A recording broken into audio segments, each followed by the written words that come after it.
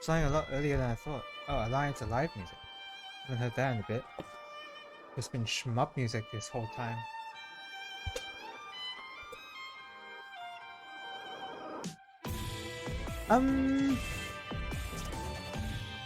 Okay, Power Wash Simulator doesn't have any music of its own, does it? So I need to actually play some tracks, don't I? Let's see. Just do FF7 OST. Oh my god. Second. Alright. Oh. This just reminds me I need to clean my desk.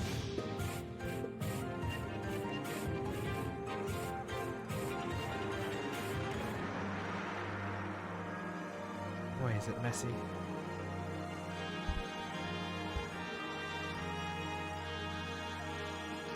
Alright.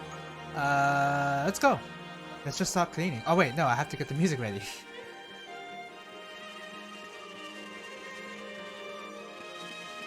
Here we go. Here we go. Hello, welcome to the stream, Resident. Welcome to me cleaning up some stuff in Midgar. Oh my god, it's Reeve! Okay.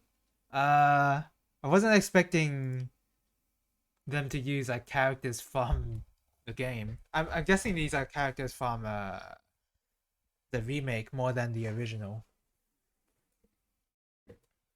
So this is Cat Sith talking right now. Or Kate Sith, whatever. On behalf of everyone at the Shinra Electric Power Company, I'd like to welcome you to Midgar. This is before Meteor happened, but I thought the title would be funnier if it was like that. Okay, yes. I have to clean this. Alright, let's do it. It's gonna be a short-ish stream, although I did start very early, didn't I? So I can go for like over an hour at least, so. Do I even remember how to play this? Oh. Yes, this is the popular Twitch streamer game. Wait, what the hell is this? Okay, I guess that's fine. Nozzle, yeah. Oh, I can have extensions, alright. Why don't I just use the extra long extension? Whoa, that is super long. Alright, what do I need to clean? I need to clean this. I don't need to clean that. How do you rotate again? As you are new to Midgar, allow me to say a few words by way of introduction. How do you rotate? Oh, there you go, found it. Ah. Okay. And then you can press C to unlock the mouse. The Director of Urban Planning, responsible for the design of the entire city, including its heart, the Shinra building which you're currently working. Oh, so we're Shinra employees, huh? Alright. I don't mind that at all. I like to work for Shinra. I wonder if you ever get to clean a Mako reactor later. So yeah, I played this game for a bit already. Our organization run by President Shinra, so definitely before Meteor. Yeah, already actually that's in the original game, isn't it? Like you see you know the different departments of Shinra by going to that library and like answering that guy's questions. So yeah, my cleaning style is very unrefined. I just like wave it around a lot, and hopefully I clean it. That's been my strategy for most of the cleaning I've been doing in this game.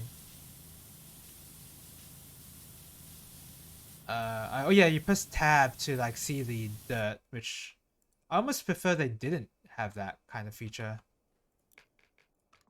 We'll do that, yeah. This is there's so many nooks and crannies in this motorcycle. How am I supposed to clean it all? I also like how this game is called Power Wash Simulator, but I don't really think this is how power washing is actually done at all. So I don't know if it can really be accurately called a simulator, but nobody really cares at this point. Everyone cares about, oh look, you just wash away all the dirt with this awesome power washer, and you got a game out of that. And there's nothing wrong with that. Like this is a pretty nice, relaxing game. This is not meant like like I keep talking about how I want some difficulty in the games I play, in the games that I stream. I don't want any difficulty here. I just want to like wave my power wash cleaner for a bit and then clean it.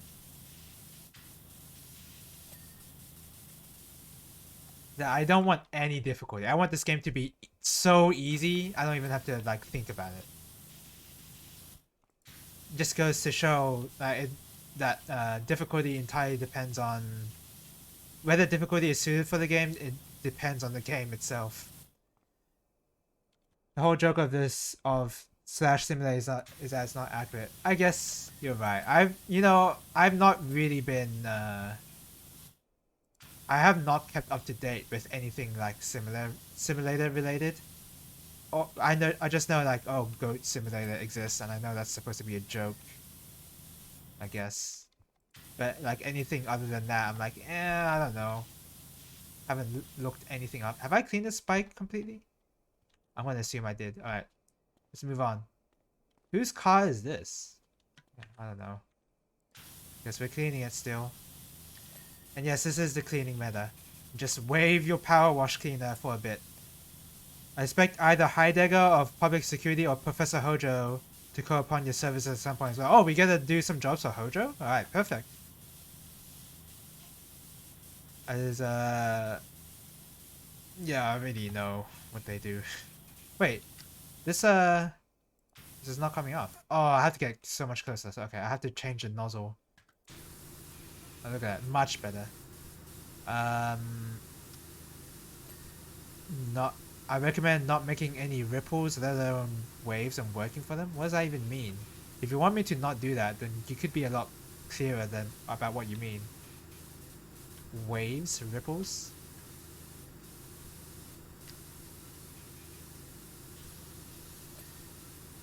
Okay. I wonder if are any of these vehicles in the remake, I wonder? I feel like they have to be. Because I definitely... Oh, I don't know. Maybe they were present in the original FF7. And I just didn't notice. Maybe when Cloud is about to jump on that train. Oh, Reeve is about to explain. Okay, perfect. Explain away, Reeve. Just when I was like questioning about why, like, where did these vehicles even come from? It's a Harley Daytona V-type DOHC engine. Nothing Mako related? I guess it wouldn't make much sense if the vehicles were powered by Mako, because you need a Mako reactor to do that. It's used in small aircraft, so it does 0 and 60 in... I see we've already arrived. I guess that means that the motorcycle is really fast. I'm pretty sure the simulator joke genre came from satirizing shovelware. Yeah, that would make sense. Yeah, shovelware... I'm only aware of Wii shovelware. That was, like... That's the only console I'm aware of where the shovelware was pretty obscene. Is this... That mirror should be reflective, but... Oh! Hello, welcome to the stream so far. Hydrate? Sure. If only I could hydrate myself using this power washer.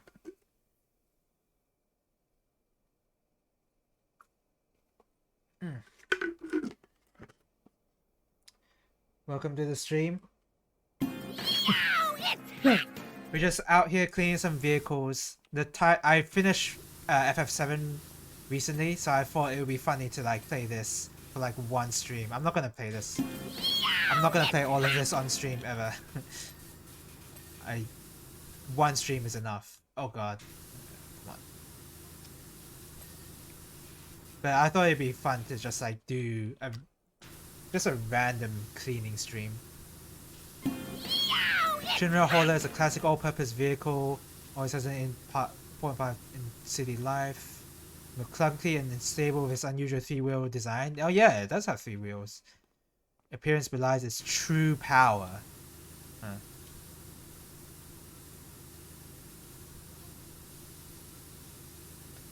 On an open freeway, the hauler could theoretically keep pace with a Harley Daytona. That sounds very dangerous. Should a car be able to keep up with a motorcycle like that? And it has 3 wheels as well. That's kind of what's wrong with 4 wheels? Nice. How do I enjoy it? Hmm.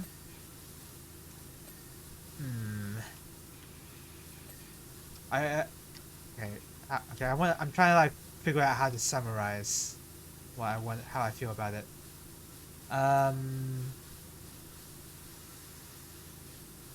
I think the story and the characters were pretty good. I actually like the character moments a lot more than I thought. And the story is, I mean, it's pretty simple, but like it's enough for a JRPG, I guess. The music is really good, as usual. But yeah, it's mainly the characters I really like. I think the characters are the biggest selling point of the game. The gameplay, I can understand why people like it. Um, it seems like there's a lot of customization. Um, and like there's a like the way the customization is done, you don't have to like you don't have to be so dedicated to like a certain strategy. You can freely swap and change, and you can't like ruin your build, for example. Not that I would want ruining builds level of customization, but because of that kind of feature, I didn't really care who was on my team. I was just like, oh, I'll just put whatever in my party. I'll just put Yuffie and Tifa. I don't care.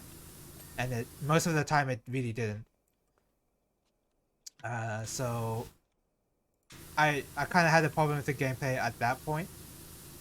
Um, and then also the game was just too easy for me to bother with like really trying to get good at material customization.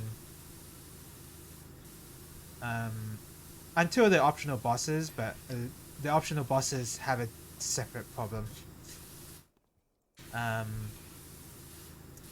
so yeah, the game was too easy for the amount of customization you could do. So you could just not bother with most of the materia stuff and you could still beat the game really easily. So I didn't really like at that in that perspective, I guess, in that way. Um because I felt like there was potential with the materia system, but the game difficulty was like there's no point in exploring it if what I have now is good enough. So yeah, I could probably see why people would like it so much because it's like really simple. It's a really easy JRPG, so they don't have to think too much. Okay, maybe that's a bit derogatory, but I don't know. Like maybe it's just because I played Etrian Odyssey as well, where the combat system was a lot more interesting. But not only that, the boss design, the boss designs and the enemy designs in terms of the gameplay is so much more interesting in like an Etrian Odyssey JRPG than anything in FF7.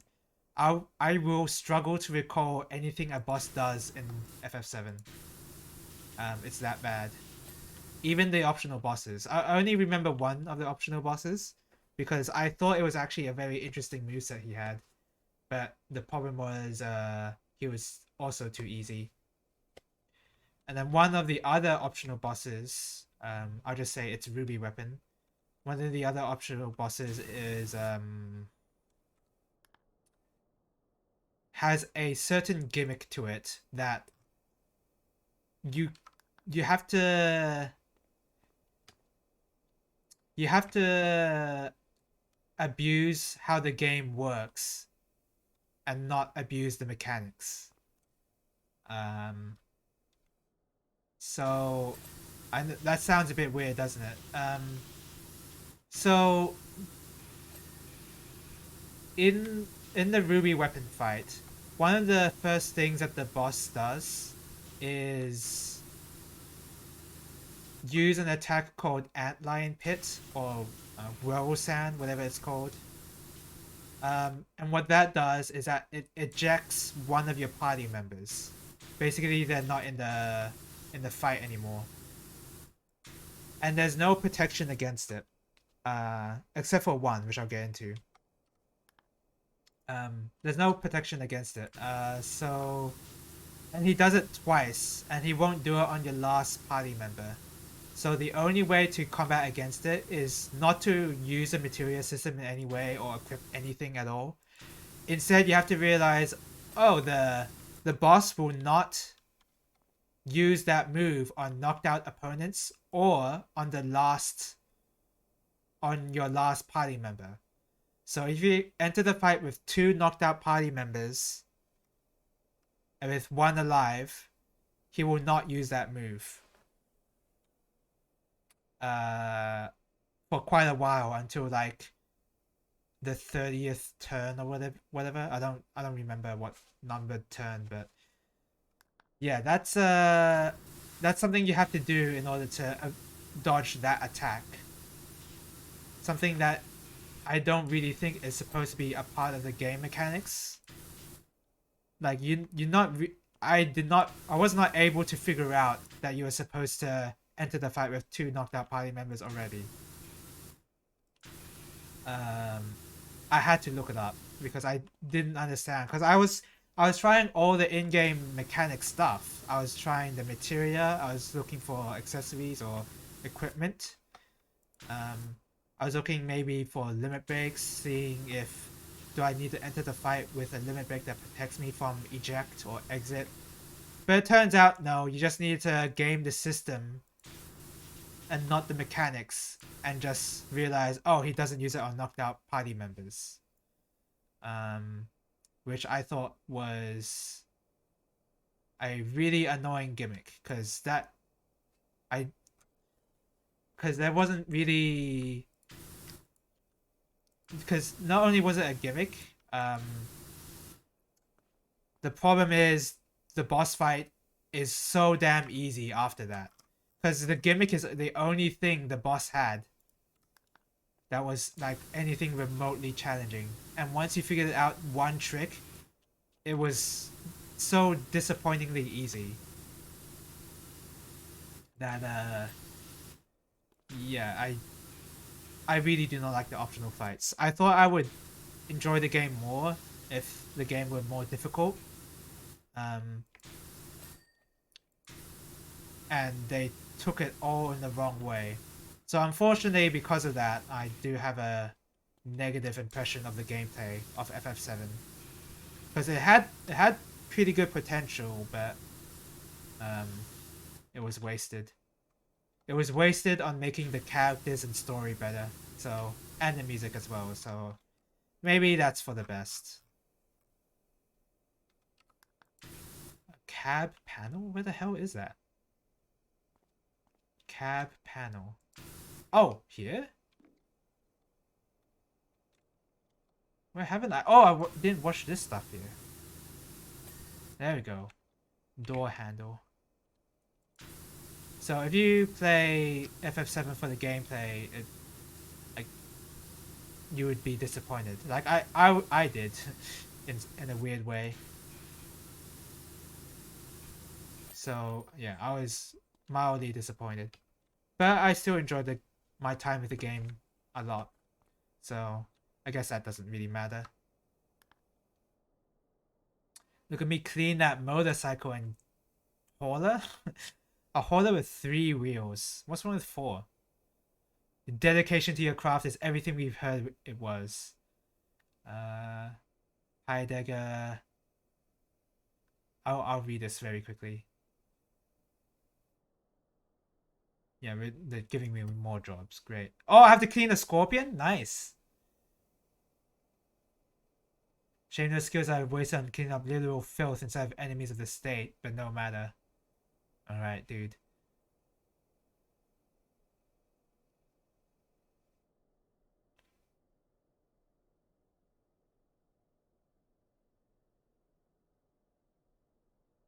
Okay. Looks like Hojo and Heidegger don't really like each other. So yeah, I probably, I don't know, FF7 is probably an easy recommend because the game is, you don't need to think about the gameplay too much. Hearing it's not a difficult game is intriguing. Sometimes you like casually blasting through a JRPG for the stories. Maybe I have to check it out sooner than later. Yeah, there's nothing wrong with that at all. Like, I would also do that for FF7. Behold, the Scorpion Sentinel, one of Shinra's greatest achievements in military robotics. Um, it's just once you get to the optional bosses, then you are playing it for the gameplay, and then that's when you see the cracks, the faulty foundation of the mechanics. So if you want to enjoy the game more, don't do the optional stuff. You can do the chocobo breeding stuff. I don't have a strong opinion on the chocobo breeding stuff because I really did just cheat my way through that. I just looked up a guide to figure out how that worked. So I don't really have anything to say about the chocobo breeding. Yeah, I don't. Oh, what the? Oh, I need a steel stool. Do I have a ladder? No, that there.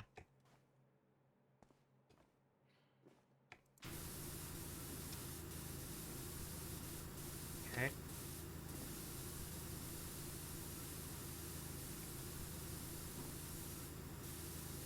Is this thinking leg thing not cleaned? Okay, it is. Okay, we'll go. Oh, there is a scaffolding piece.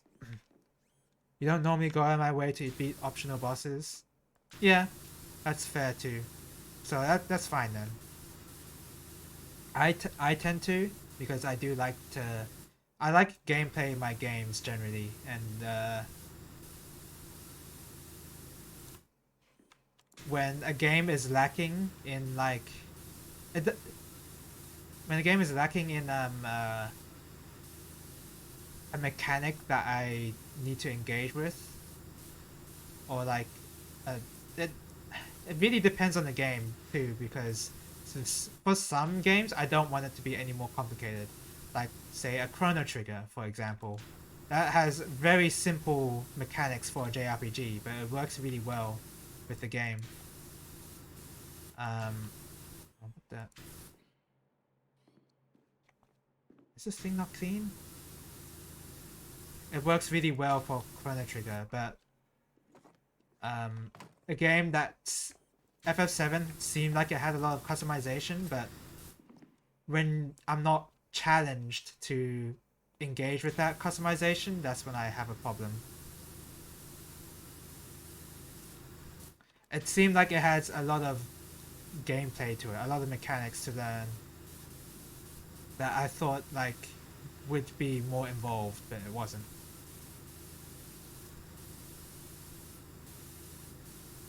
You like finding and fighting them, but you're often not invested enough in the combat mechanics to actually beat them. Yeah, it really does depend on the game, right? Like for this game, for Power Wash Simulator, I don't want this game to be hard. Screw that. Who plays this game for difficulty? I don't. So, I may want difficulty in most of the games, but sometimes they don't need it.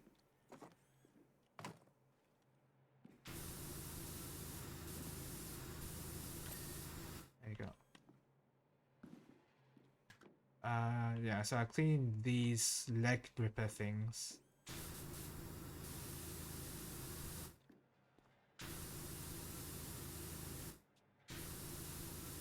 For an Etrian Odyssey, like I keep bringing up Etrian Odyssey for like JRPG, like interesting JRPG mechanics where the game is difficult enough where you do have to pay attention to how you build your characters, but not so difficult where it's just like um, you have to have a very specific trick in order to figure out how to beat this boss. That's another thing too, like even if your boss has a trick to it that you have to figure it out, please don't make your boss easy to beat once you've figured out the trick. you still want to make the boss. This is my opinion. So when I say you should make it this way, that's my opinion. But when you make a gimmick boss, that's like a hard to figure out gimmick. But after the gimmick, once you solve that, the boss is so easy. I think I just get a lot more mad, more than I feel satisfied about beating that boss. Because there wasn't really any challenge to it at all. The challenge was, oh, do you know the solution? Well, if you do, then you can beat this boss. If you don't, nah, you can't beat this guy at all. You suck. Okay, I added the "you suck" there part on my own, but sometimes JRPG design is very difficult, or RPG design in general, I should say. That sort of thing can be very difficult.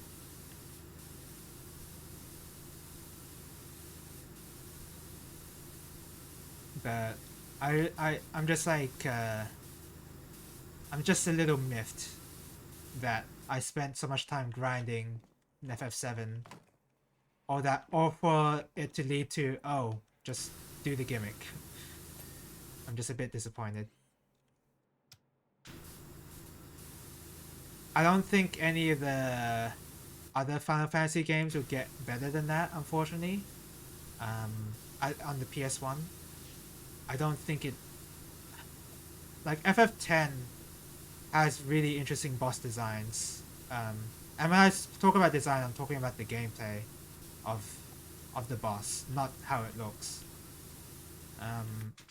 Because Final Fantasy often nails how the bosses look anyway, so I tend to exclude that. But yeah, in terms of like boss design in FF10, they're a lot more interesting, and like even if you figured out the gimmick, it's still like you still have to play the game in a way, in a weird way. And they're all interspersed within the main story, so it's not like in the main story there are difficult bosses that there are like average difficulty bosses that you do have to like, oh, how do you figure out how to beat this boss? And oftentimes you don't even have to think very hard, but they do require some effort. Oh, I got a job from Tifa.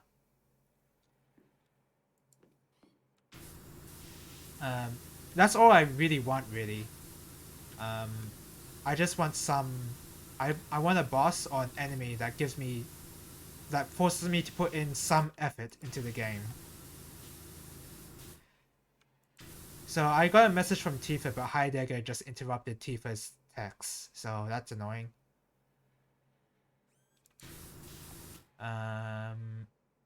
Should I clean it from the top down? I guess I'll clean these hinges.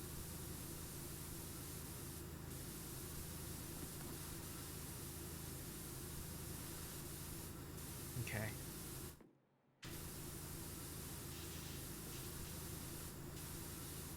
Watching Advent Children directly after FF7 was pretty funny. I don't know if you know this, but I watched Advent Children for the first time in a very long time, because I hadn't watched it since it basically released. But yeah, I watched it, and it's a pretty funny film. Because of the way it ruins all the characters in a very in a way where it feels like the director or the writer doesn't understand those characters, kind of way. But the director is Nomura, so he should, but I don't know. Maybe he was rushed or something, I don't know. Or the writer, I should say. Because the writer does share some of the fault.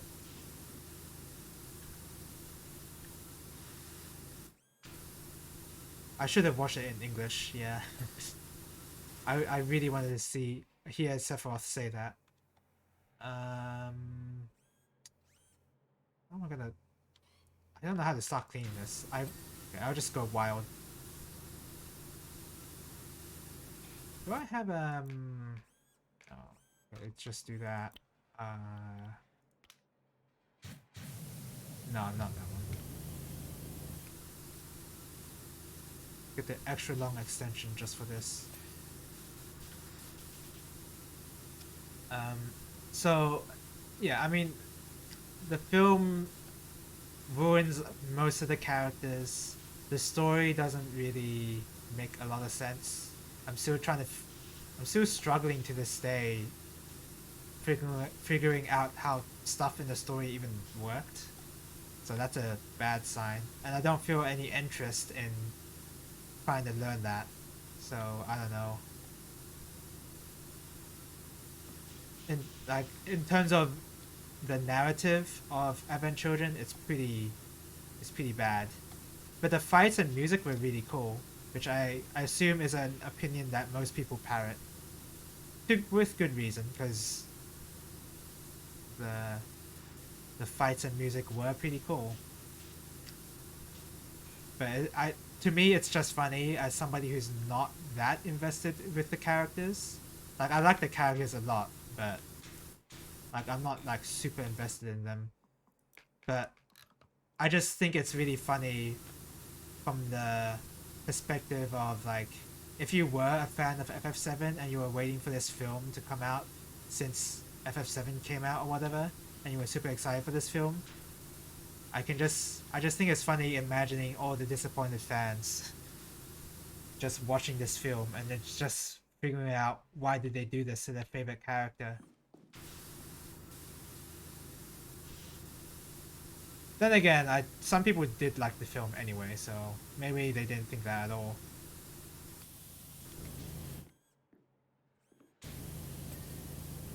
But anyway, yeah, that's about my experience with FF7 in general. Probably won't play Crisis Core.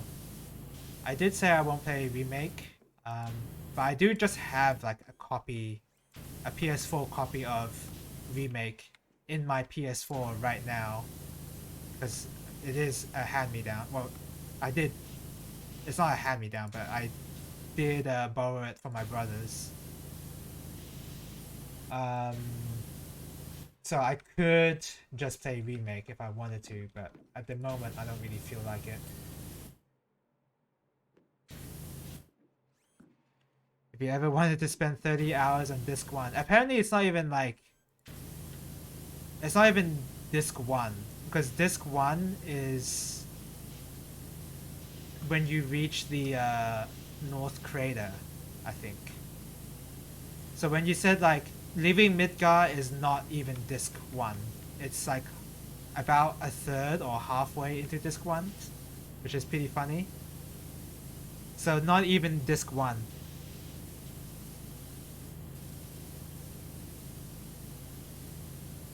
Hopefully they justify it. It'd be interesting to, I guess it'd be interesting to play it just so I understand what all the discourse was about the story being weird or something. Like, I've heard that it's apparently not, there's already like a lot of changes with the story, apparently. Depends on who you ask. Yeah, I'm sure that makes a lot of sense. Some people like the extra content, as others say it's meaningless padding. Yeah, so in terms of like that kind of thing, it's very divisive. Yeah, that's the word. It's a very divisive game in that front. I don't know. I have very intentionally avoided any discourse on of a remake because I knew I was gonna play FF7 someday, so I didn't want to get I didn't want to have any more potential of getting more spoiled by FF7.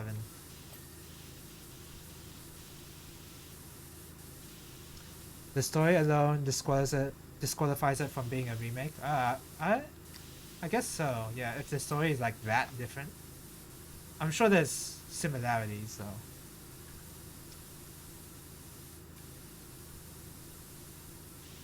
But like if I'm gonna be playing remake, it's not gonna be for the gameplay. It's just be for where does the story even How does the story even happen? Kind of curiosity. Because I don't have a lot of trust that FF7 Remake's combat is any good. Because I feel like people have said FF7 Original's combat was good, right? Or at least decent, but I don't. I have the opposite opinion. I don't think the FF7 combat system is good. But that's just me.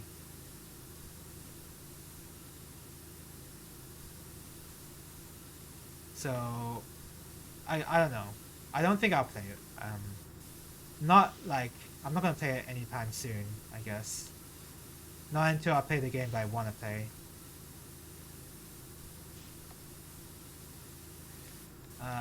That's another thing too. When I talk about gameplay or gameplay mechanics and all that, it's not enough for your gameplay mechanics to be like detailed or like there's like a lot going on or whatever. It's really important for there to be a challenge to those mechanics, for those mechanics to be deep, in my opinion.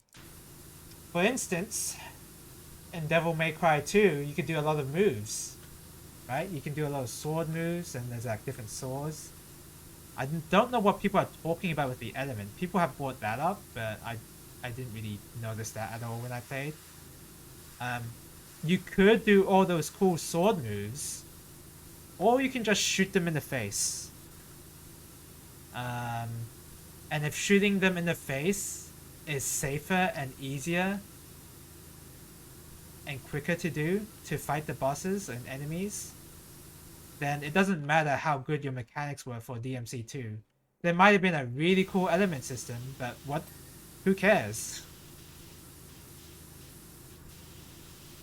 So yeah, I guess it's me realizing that is really like I thought about it a lot when I played like character action games sometimes, or like I guess it's just when I play through the entire Devil May Cry series, really, except for DMC Devil May Cry. Like how is DMC2 any different from DMC1, and how is it worse? I've been thinking about that. So I've mainly concluded that it's the challenge that the game provides that's the problem.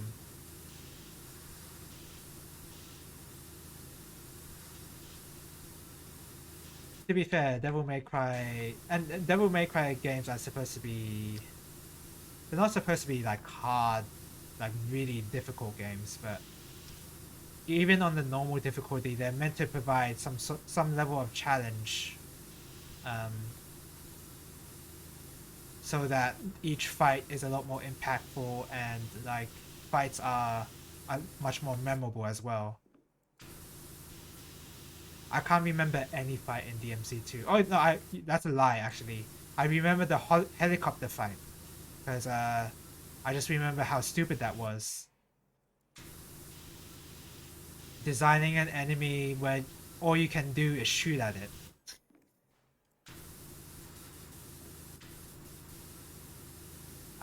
That's a pretty obvious one though.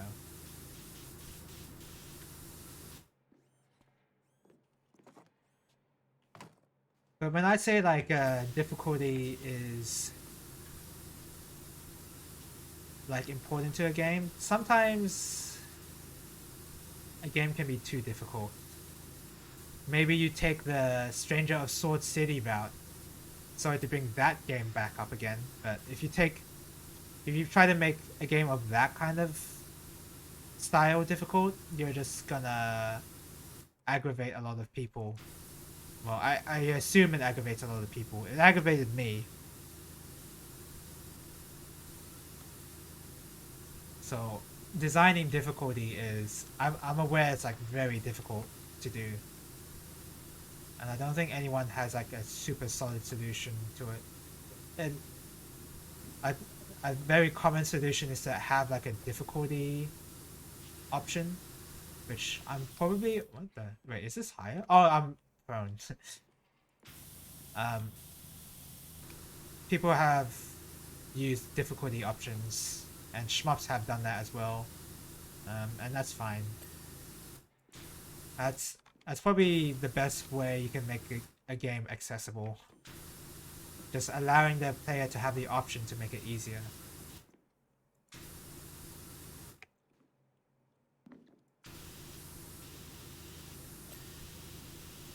Stranger Sword City did not have that option.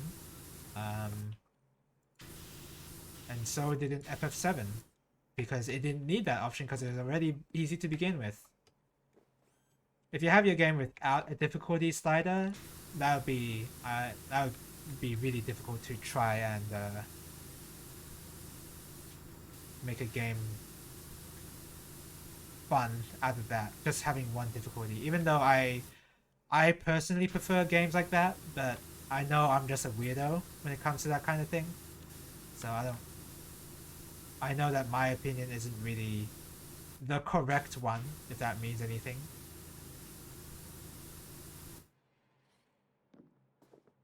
Because most people would not want to have only one difficulty setting. Maybe they want it easier, maybe they want it actually harder. So yeah, it's... Who would have thought that designing games or developing games would be difficult, huh? I never would have thought. It's also the reason why I like Zero Ranger a lot, because it doesn't have a difficulty slider. It's just a shmup, and you gotta learn how to beat it. Good luck. But the game is very much like the continue system is the difficulty thing. Like that's how you adjust your difficulty, is using those continues. And you may think that every shmup has continues, but I think Zero Rangers is very deliberate about the continue system. Can't easily put it into words, but it's like it's a form of progression. Zero Ranger makes it the continue system. The continue system is a form of progression. It seemed like, whereas in other shmups, it's usually not that. So that's why I think Zero Ranger is a bit different in that regard, but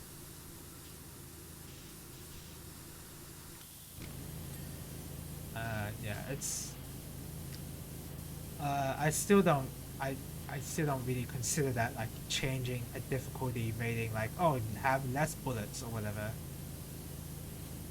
And shmups tend to be a bad example of like designing difficulty as well, because they have a ranking system. And not many people like a ranking system. Well, no, well, they sort of do actually, because Resident Evil 4, or many of the Resident Evil games, they do have a ranking system. It is hidden, but it exists. So yeah, I don't know.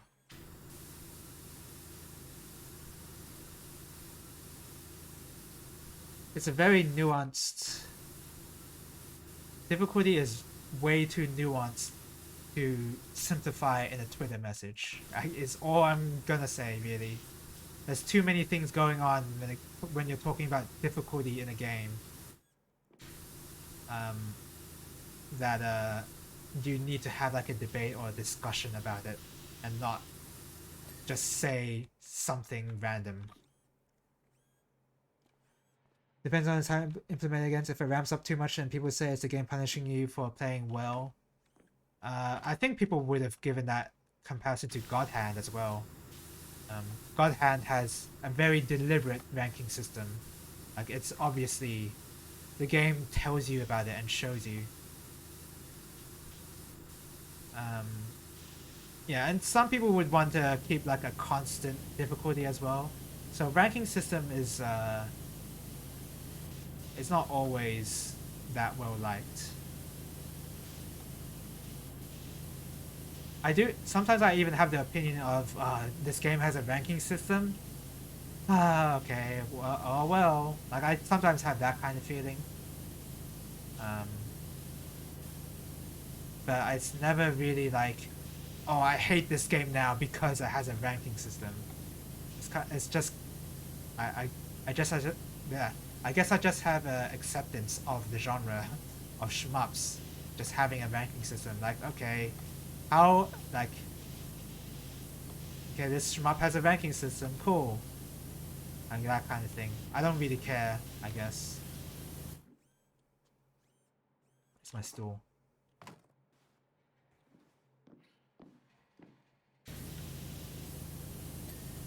Speaking of shmups, by the way, I did buy Terraflame, which is made by the Raging Blasters devs, because that was 20% off. And I played a bit of Caravan mode. I'll play that on stream next week. I played a bit of Caravan mode, and it seems pretty fun. Let me try to remember how different it was from Raging Blasters. Well, first of all, it's a side-scroller shmup.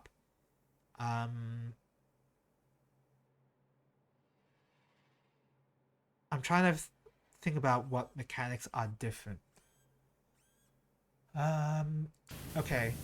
So in Terraflame, you don't have weapon pickups. Instead, you have power pickups. And you have access to all the weapons that you have. Right? You don't ever like swap them out like you do in Raging Blasters. You just have the 3 weapons and you can use them interchangeably. And they can get powered up. There's like power pickups and there's a shield pickup, which is different from Raging Blasters already, because Raging Blasters does not have a shield pickup.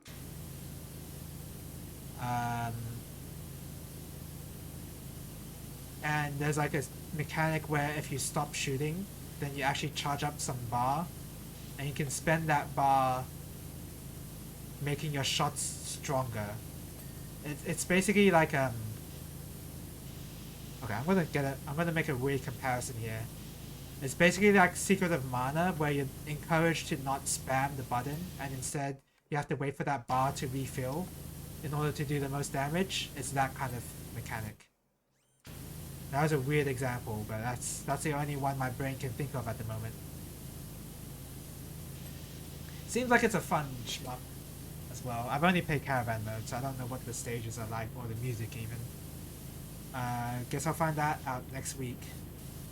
But yeah, it seems fun. I think I tend to like what the dev tends to put out for their shmups. It seems like I am keeping an eye on them at this point. I don't know their names, so much for keeping an eye on them, but you know, I am interested in what they're developing so far.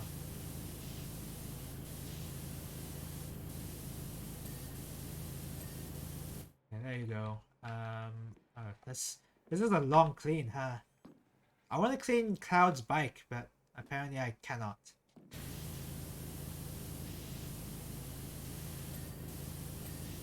Okay, this is an easy clean.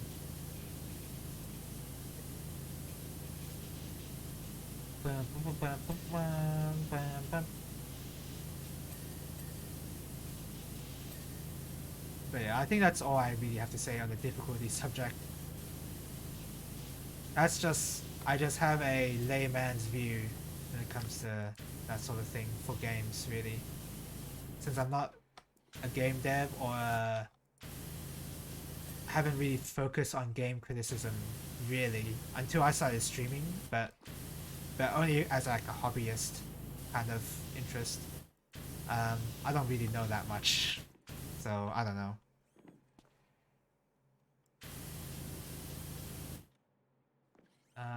Did I clean? Okay, so did I clean up the legs? When you do these power washing stuff in like real life, aren't you supposed to start from the top bottom, I think? I don't think you're supposed to start at the bottom, because all the dirt that you wash away will just trickle down to the bottom. So I'm technically exercising bad washing technique, but I don't think nobody really cares in this game when it comes to this, because there's no like water trickling down to worry about.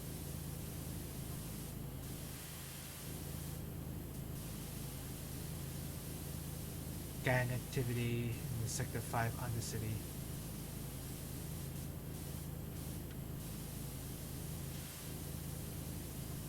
Oh wait, I'm on the wrong nozzle.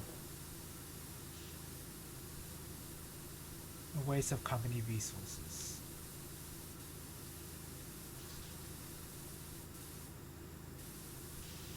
So wouldn't Tifa find it a bit weird that, like, she called for my services, but a much more fitting target would be those eco-terrorists that go by the name Avalanche.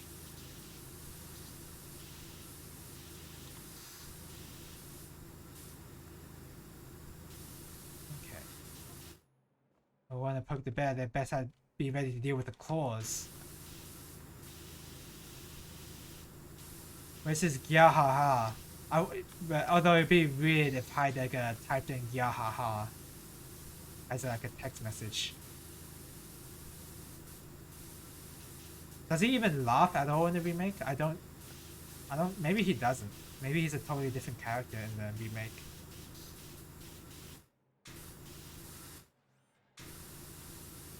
Okay. Just be sure I clean everything at the top here so that I don't have to like waste time going back to the top to clean everything else.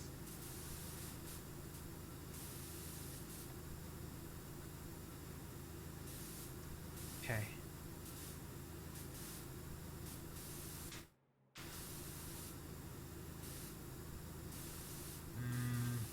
I don't even know how I'm balancing on this, to be honest. The power washer guy must be superhuman. Oh, I thought I was gonna fall.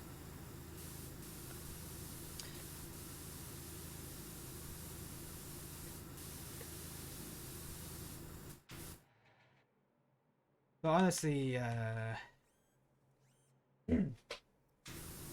guess, oh, okay, well, I guess I still need to be down here anyway. Okay, I need the extension.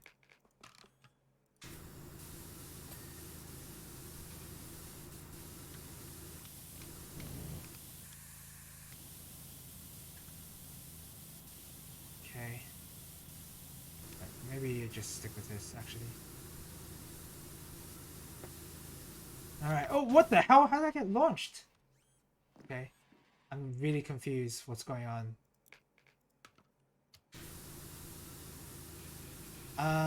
Is there anything else to talk about while I clean it? Oh! I was talking so much, I didn't even realize I don't have music. Whoops. I was totally distracted from the fact there's no music. You gotta play FF7 music with this. I'm not sure if I'm even allowed to play the Advent Children tracks at all. Because they might be officially licensed or whatever.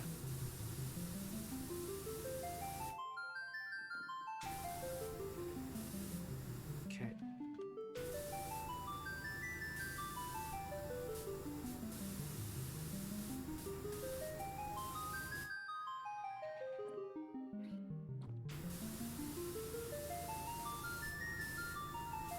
How is this weird needle thing not even thing? Oh, because at the base, maybe? And this is taking a while to clean.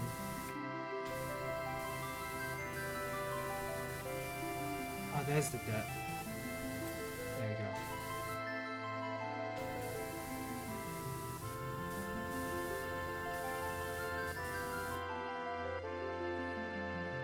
Oh, it's so annoying to jump on this thing.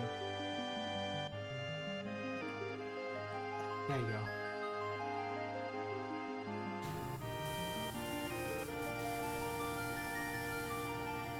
How come this claw thing is not clean? Where's left? Oh, the stuff over here.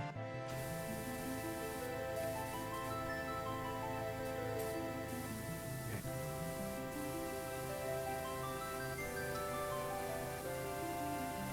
So yeah, I'm playing through Castlevania Symphony of the Night at the moment. I don't know what I think I do know what I'll play after. It's probably going to be Chrono Cross. How long is Chrono Cross How long does that take to beat? Let me check. If it's like 50 hours, I might not consider it.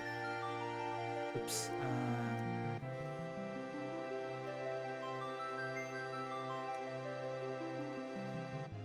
35 hours. Okay. That's not a bad time.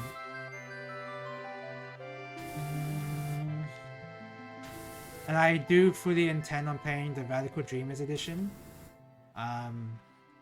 I was considering just emulating it and playing on the PlayStation 1 version. But I decided it would be a lot more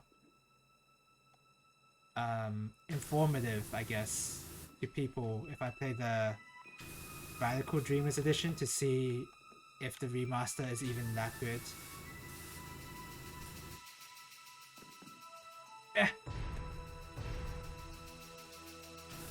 Because apparently there are problems of crashing when you play the game long enough, because it seems like there's like a memory leak or something, according to the Steam forums. But Steam forums are a little unreliable, so I don't know.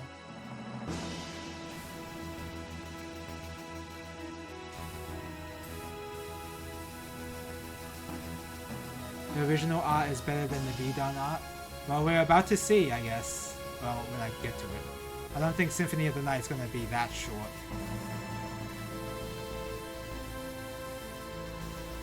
But we will see. We'll definitely see. And we get to see how get to see if the frame rate is particularly good looking too.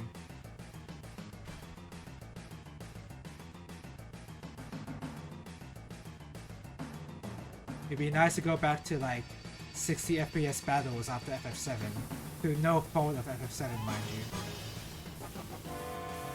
And it wasn't even like, it was 60 FPS technically, but the characters were still animated in a low frame rate, so I didn't really notice it that much.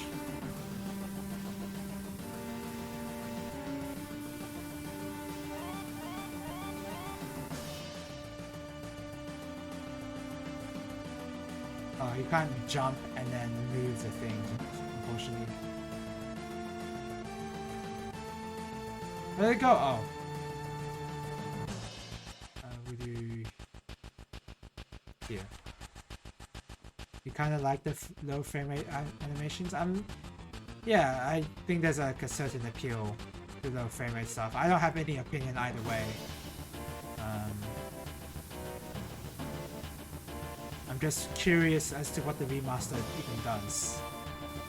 That's why I'm playing that instead of the original, because I already played a bit of the original. I just haven't finished. I haven't finished Chrono Cross before, so I kind of want to like see if the remaster is even, would it even be worth getting right now with all the patches that have happened to it.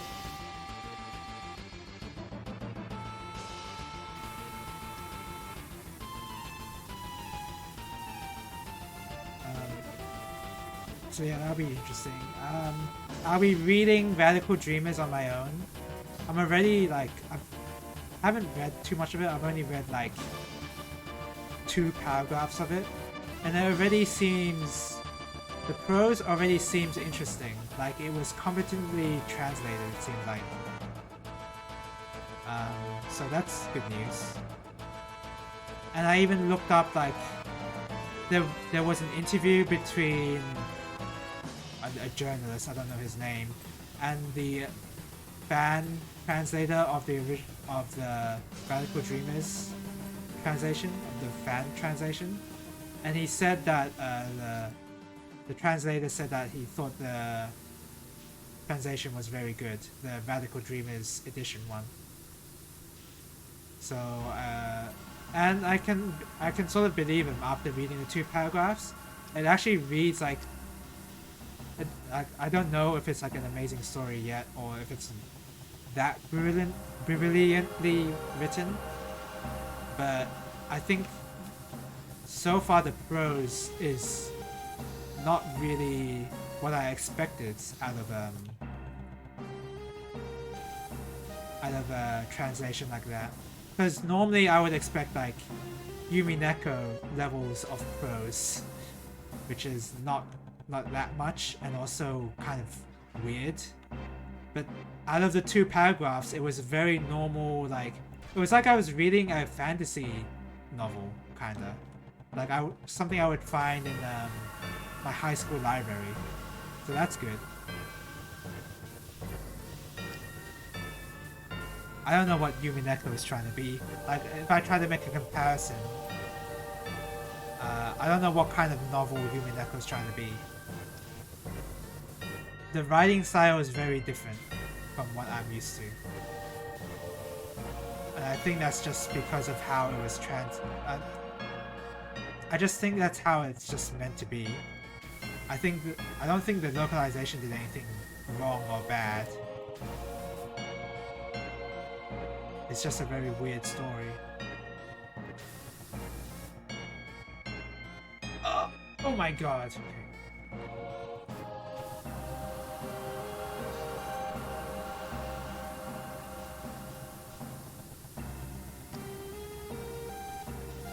So I'll be excited to read more of that later. When I feel like I need to go to sleep.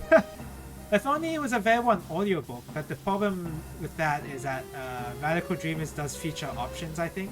You do make dialogue options, so you can't just read it on an audiobook. On an audiobook? No, sorry, on an ebook, sorry. I meant ebook. You can't just read it on an ebook.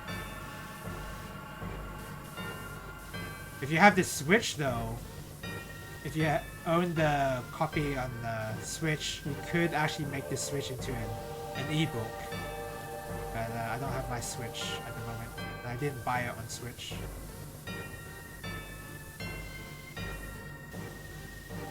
I just have to find time for me to read it, I guess. Just gonna be difficult.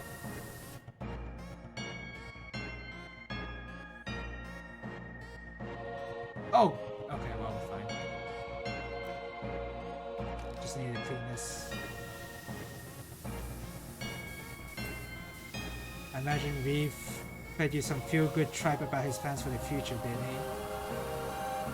What do you have to say about Heidegger?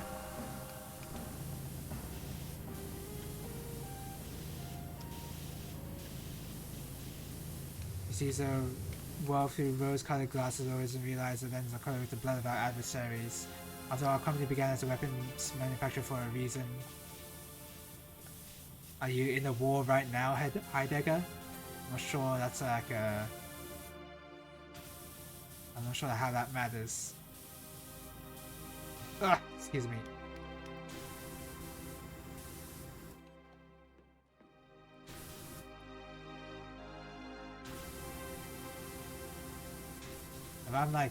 If I'm like the maybe we are in at a war because I am the only power washer in this universe apparently.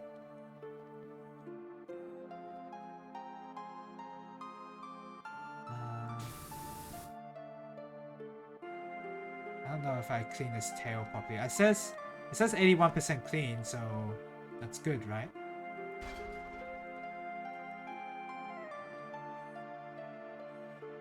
So yeah, Chrono Cross is what I'm planning after Castlevania. I don't know what I'm planning after Chrono Cross though. I have no idea.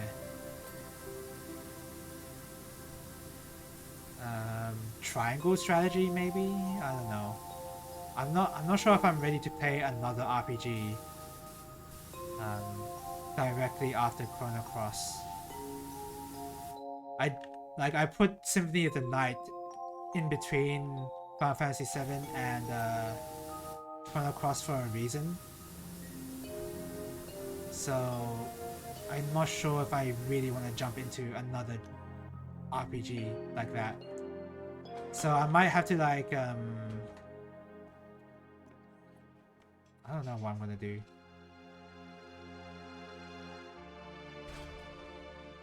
I might need to use this ladder instead of using the scaffolding.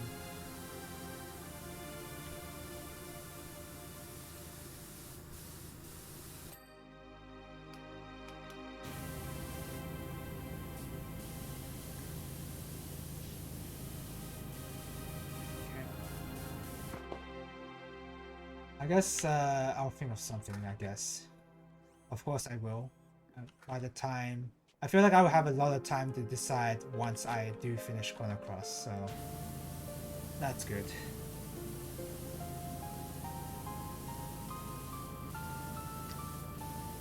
It might even be...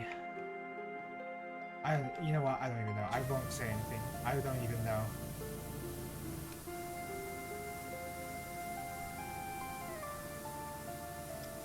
But yeah, eventually I will get around to playing FF8, which I will emulate. So apparently the Steam version's real bad. That's what I've heard.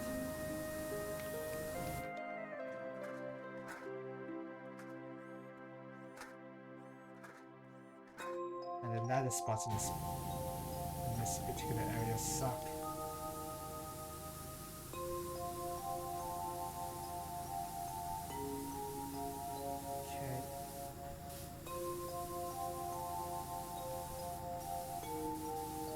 A bit too close.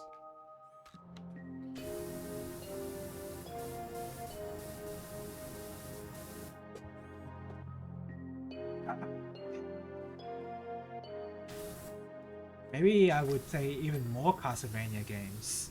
Maybe a Toho inspired one. Probably not. I don't really want to buy Komajo Densetsu because it's way too expensive for what it is. If it were like $20, $25, I'd probably understand. $30, sure, I guess. But the fact is like, how much is it right now? Like $50 or something? It's ludicrously expensive. And the kind of game that it is, it's not worth $60 in my opinion.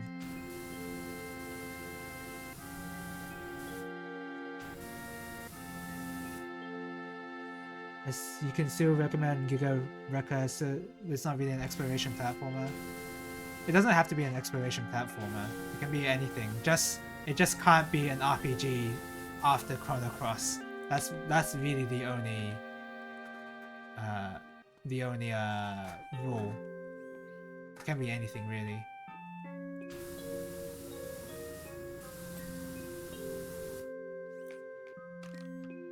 This happened to be $10 on Switch currently. Oh, well, that's too bad that I don't have a Switch.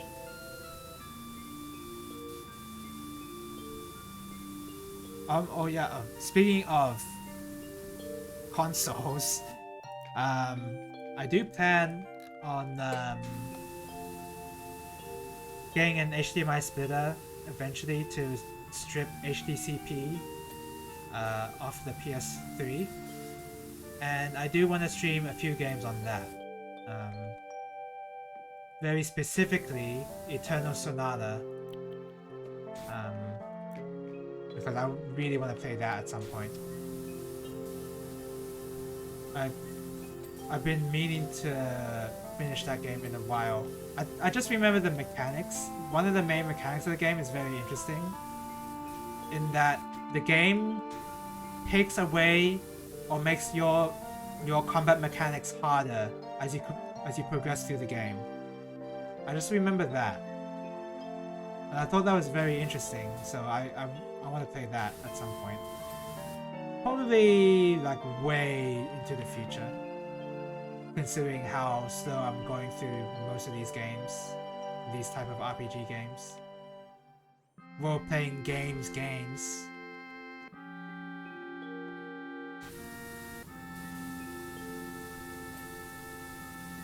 But yeah, I want to play that. But again, that's another RPG, so don't want to play that after Chrono Cross either.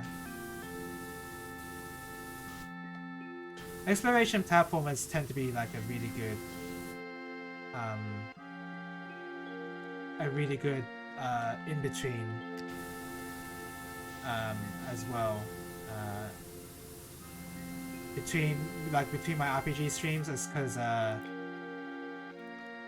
like there's I don't know, there's like there's stuff to do, there's progression involved, but it's like a lot more actiony than an RPG.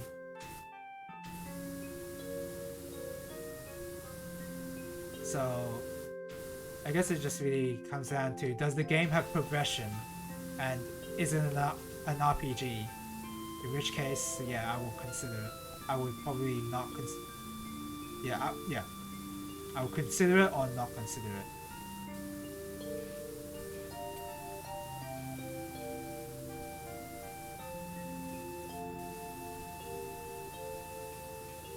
And exploration platformers tend to be pretty good at progression. Such is the nature of the genre, anyway. Pretty hard to be bad at progression when the genre is about that, so.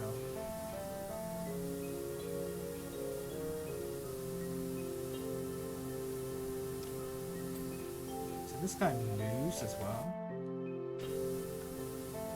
I'm on the short nozzle and still like, I'm still really close to this thing.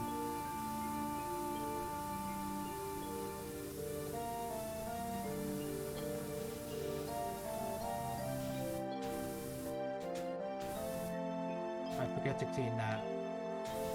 I'm gonna forget it later, so I have to clean it now. And all these crannies inside.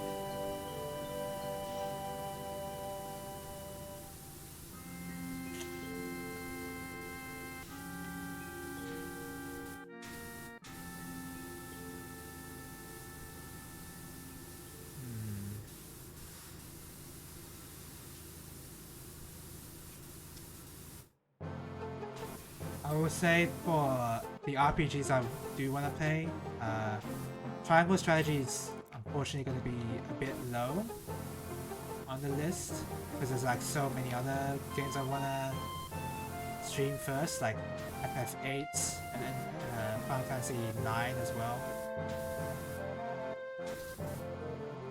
But it's so hard to clean this stuff.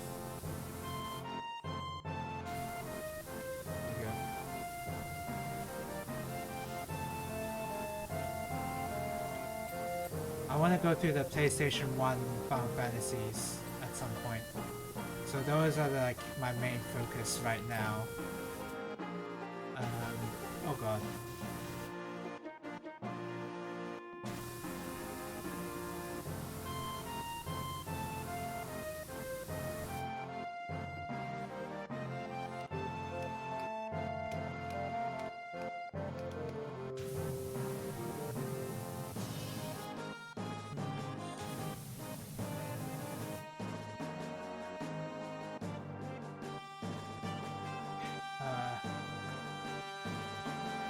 Maybe? Okay, that's clean.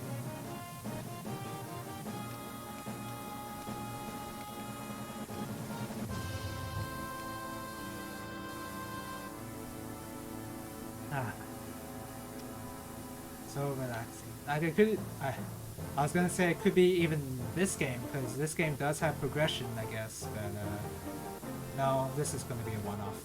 I don't want to stream this game too much.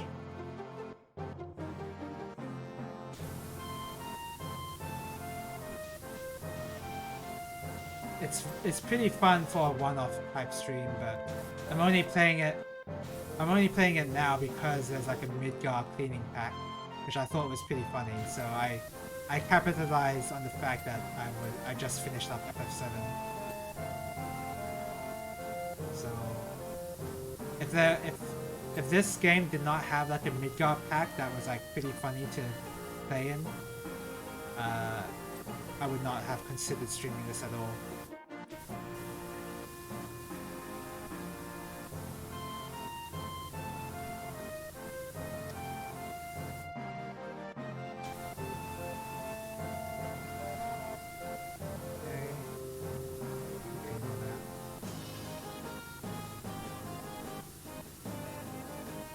I think I picked this game up on the Steam Summer Sale, I believe. Summer Sale? winter sale, whatever the February, January sale was. Or was it even later? I don't remember. But like the last big sale, I picked this game up, and yeah, I've been having a lot of fun just doing. This is like the same amount of fun as I have with a game like Harvest Moon or Rune Factory, where you just do like menial tasks, and yeah, that's about it really. You just do really boring tasks, and that's the fun of it.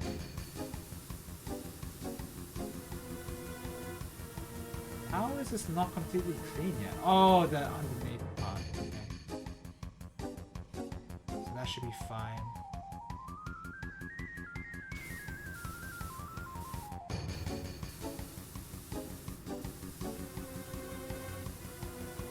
I was considering picking up a Rune Factory game as well, but I don't know. I'm not super down to play a Harvest Moon game at the moment. I know my younger self would be flabbergasted at that. Like, I would like seek out the latest Harvest Moon game if I were younger, but I think I'm good for now. I don't need more than one kind of game like this. Okay, so that's mostly clean. Need a ladder.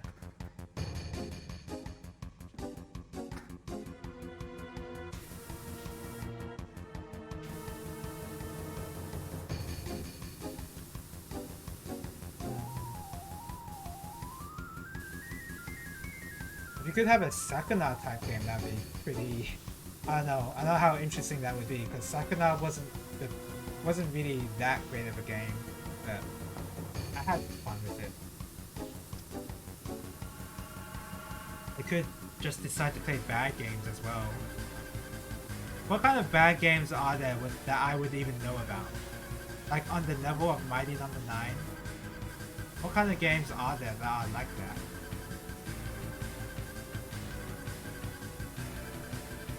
Because for a game like Mighty Number 9, the most common story would be, oh, just failed to deliver on its promises in the Kickstarter campaign. And when people do that for Kickstarter, it usually doesn't even come out, right? Like the product doesn't even exist.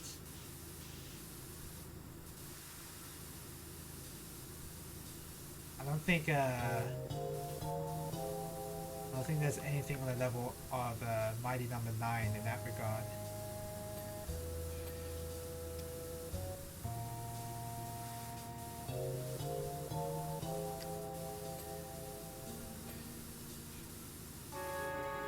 Especially when it comes to the mighty rap. I don't think any game can beat that. The only game that can come close to beating the mighty rap is the one with the DK rap, which I think is Donkey Kong 64. That's the only way you can beat Mighty Number 9 in that category.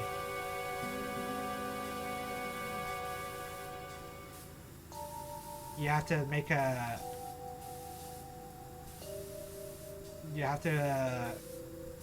make a comparison and determine who wins out of the DK rap and the mighty rap.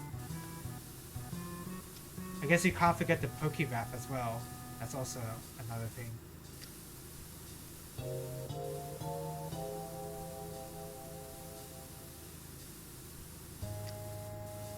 What's it?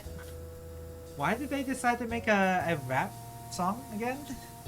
Was there any good reason for it?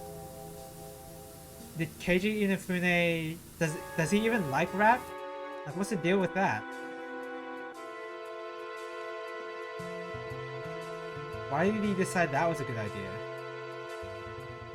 As part of the funding for a Kickstarter? Wait, was it actually? Did people pay for the Kickstarter to get the mighty rap? I guess not. I guess they didn't really pay for the rap. It's just like part of the tiers, I guess.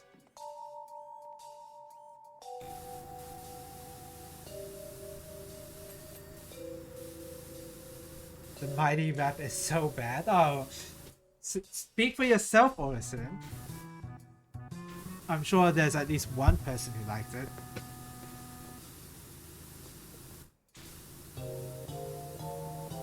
Just, I'm sure most people did not want that for the Mega Man Reimagined Kickstarter game. Do you like it? No. I don't like it at all. I think it's just really funny it exists, which I think that's most people.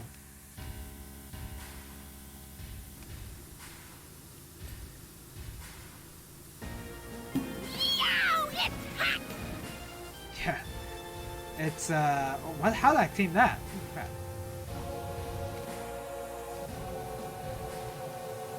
It's funny, yes. Good it is not, no. I don't think it's good, yeah.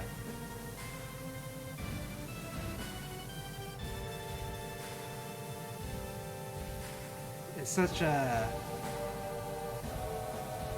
do I really want to track the story of Mighty Number 9? Like, when did it all become so wrong? Where did it go so wrong during the Kickstarter? Well, I'm assuming that like non-communication was part of it. Like they just weren't communicating with the backers at all at some point. There were no updates or anything like that, and people were starting to get annoyed for some reason. Or not for some reason, but like for some reason they didn't post any updates. I'm guessing because they were embarrassed by their product or something. I don't know. Or that there wasn't actually any work done.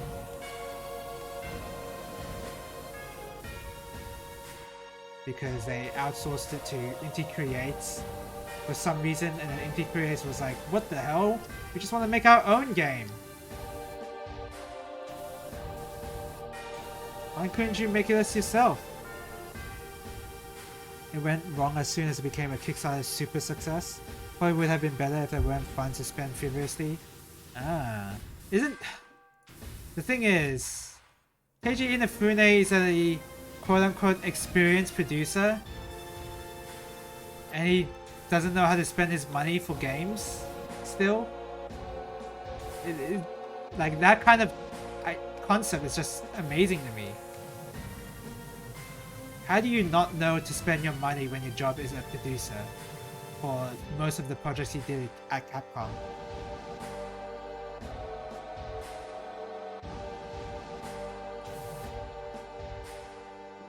Oh, underneath. That explains it. You know, for a fact, a lot of money went towards expensive parties and also trying to get the, what's it called? Red Earth? No, it's not called Red Earth. Keiji Inafune started another Kickstarter for like a Mega Man Legends reimagining. I forget the name of it at the moment.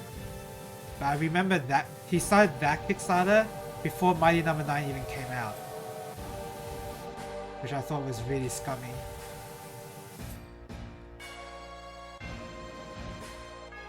How is there still so many things left to clean? There's so many... Oh my god. Front wheel hood. Front wheel hood. Oh, okay.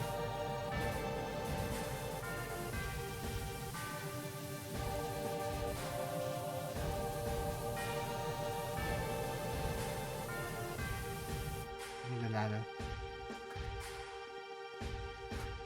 Even before the second Kickstarter, he tried to make Mighty Number 9 into a multimedia franchise. Oh yeah, that too, yeah. That's definitely a thing he did. I have to wonder why he thought that was a good idea. Was he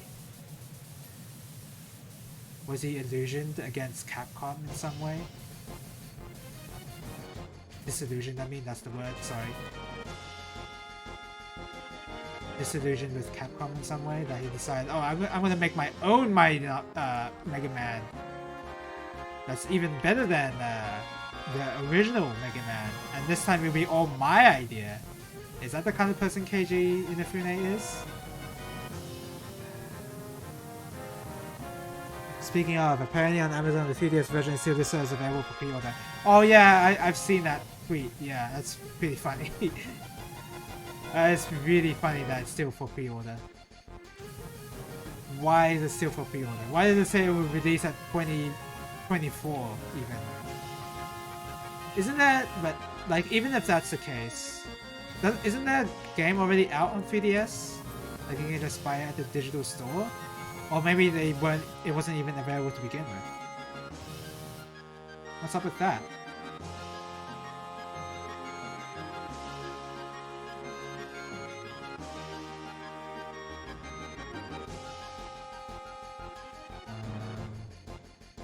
I'm not seeing any orange marks. Head casing. Shoulders. Okay.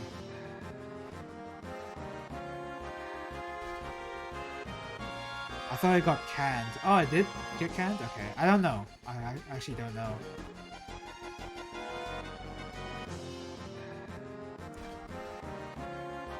It's just really funny that it's still being listed on Amazon after all this time.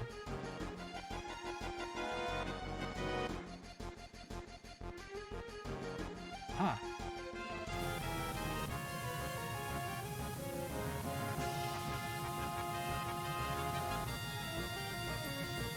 There you go.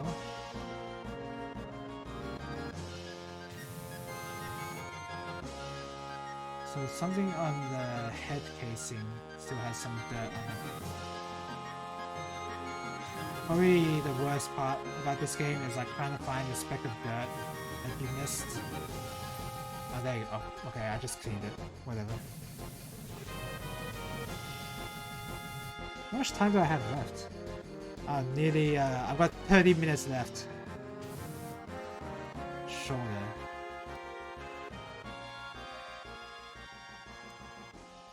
I'll do the shoulder first.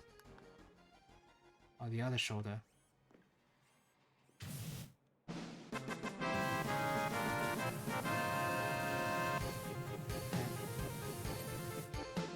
And the rear exhaust. Cannon rear exhaust. I need some help. I don't know what that would be. Oh, here!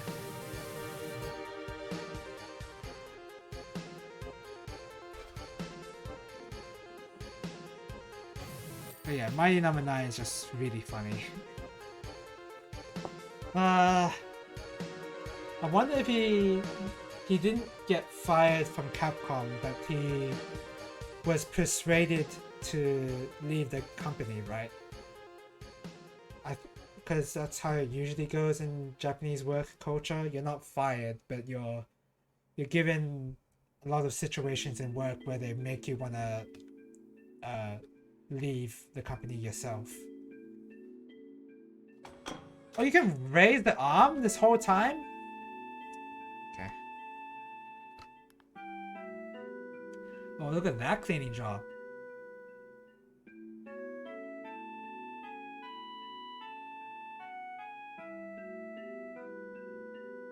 A fleck of paint out of place.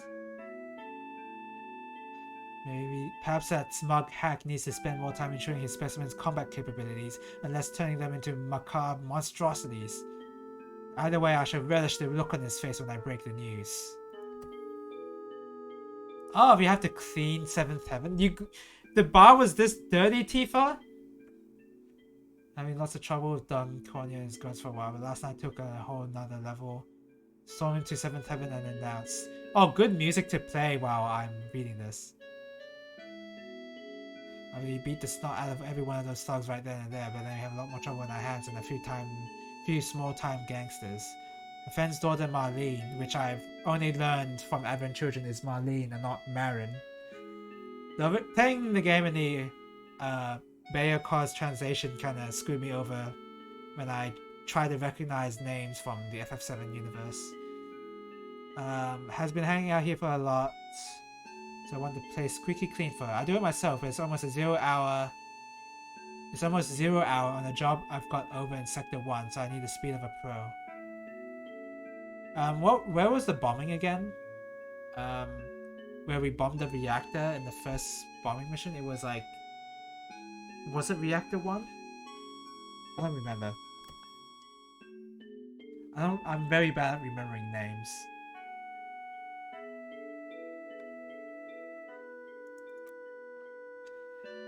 Alright.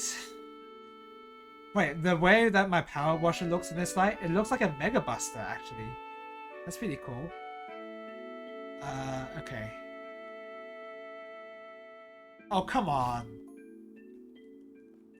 Come on. Let me into the secret hideout. I can tell there's a secret hideout here too.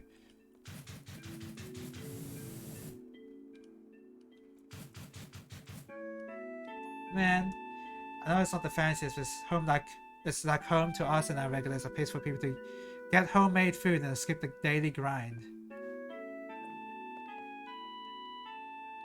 Wait, the bar doesn't look like this in the original. I guess this is remake stuff. Yeah, this seems like remake stuff. I'm obviously not going to be able to clean all this before I have to go, but I'll do my best. Holy crap, just everything, wow. That is bright. Okay, I'm never pressing that. How do I want to clean this? Systematically. Should I start with the roof? Yeah, let's start with the roof. And is the 45 enough? Yeah, 45. Oh, okay, yeah. Get wider.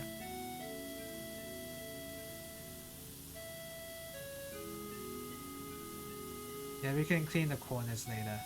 Right now we're just doing some big cleaning. It's a bit too... Here we go. This is the technique.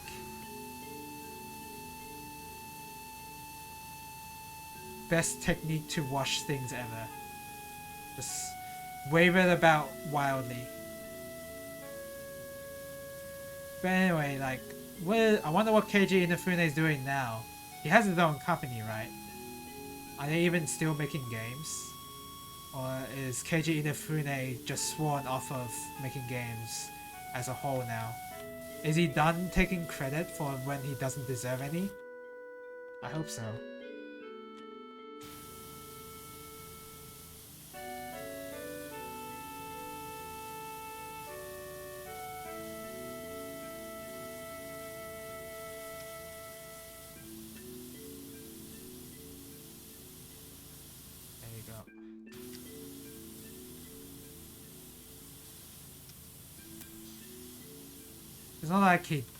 It's not like he doesn't deserve any credit, but he deserves less credit because the origin of Mega Man is like a joint effort and not just him. He is not the creator of Mega Man.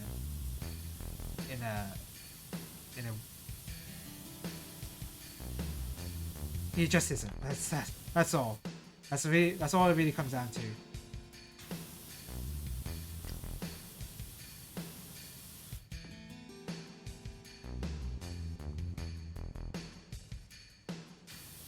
It's pretty awesome that the soundtrack of FF7 starts with you being in Midgar, because this is perfect. This is perfect music for this sort of thing, because it does play in Midgar. I guess that's one problem I do have with the FF7 soundtrack. It is overall good, but there's not enough, if you know what I mean. So in a game like Etra and Odyssey, that was a weird stutter. There's a lot of tracks that are present in the game, and they all play at different times. But it feels like in FF7 you start to notice them reusing some of the tracks a lot, especially when it comes to the combat sections. They didn't really... There's only really 2 tracks that play during fights, which is just like the normal theme and then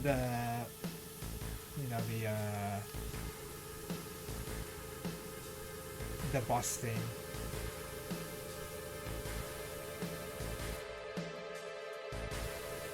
I just wish I had a lot more tracks so that I didn't feel like I was listening to the same thing over and over. But what I was listening to was really good, so I guess it doesn't matter too much. I just wish there were a bit more tracks to the game.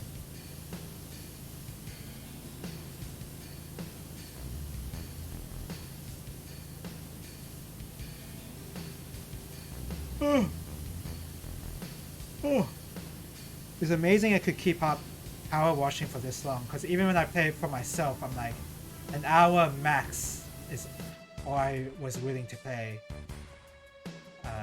for each session of this.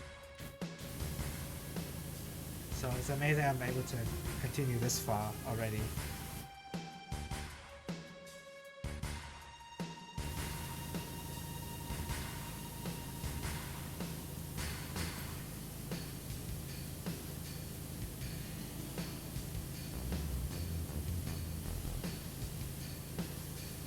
I guess one sort of issue I kind of have with this game as well, well, not as well, but no, is that it takes a long time to clean stuff. I mean, that's intentional. If you're trying to clean stuff on your own, it does take a long time if you only have access to a power washer. But I wish it could be a bit faster. Somehow. Like make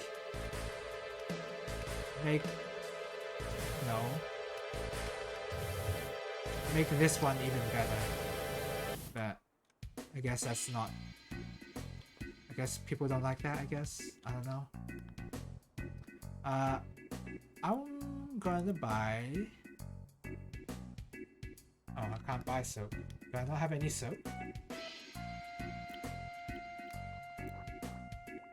I've got 3 liters of wood cleaner. Oh, ceiling beam is metal. Multi-purpose. Okay, the wood I can use for the ground. Let's see how good this is. I have to... How do you attach it?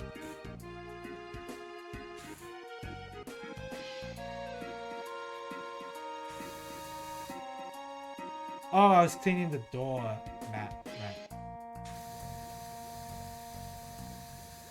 Oh, it's not cleaning it very well. So much for being a wood cleaner. If I wave it and there's still like a lot of speck of dirt, I don't know. Maybe it's just really good for like this waving thing. Just like remove a lot of dirt off the floor like this.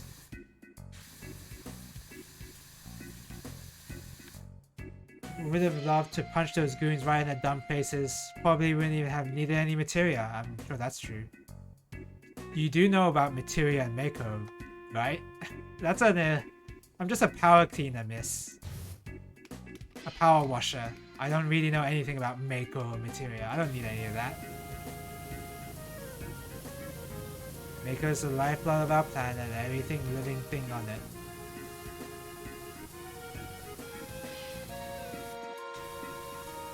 Oh, it's Barrett that doesn't know. The ancients thankfully learned how to crystallize it, and that's what we call materia.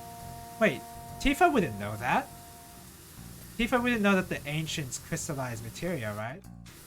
I don't think people know about the ancients until, like, Shinra tells them about it in, like, when they're rescuing Aerith or whatever. I don't think Tifa would know, oh, materias are made by the ancients. For sure. I'm onto you, Power Washer Simulator. If you get any more details about FF7 wrong, I don't know what I'm gonna do, but it's gonna be bad.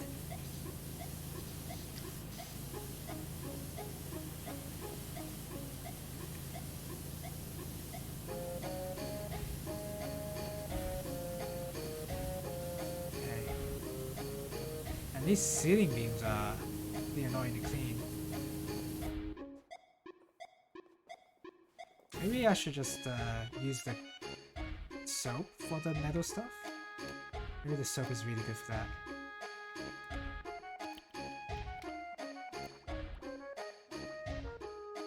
never mind. Don't have any metal cleaner.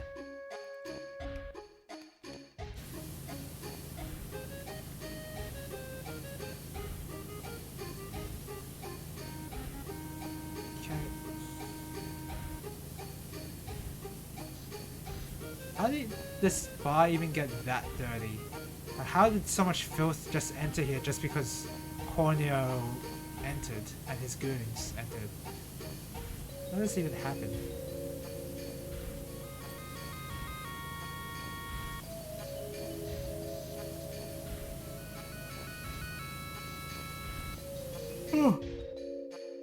Excuse me. What time is it now? It's nearly time for me to go.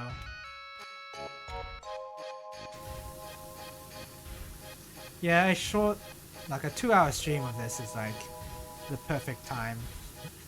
I don't want to stream any more though of this, honestly. It might be nice if I have like a lot of topics to talk about. Maybe. And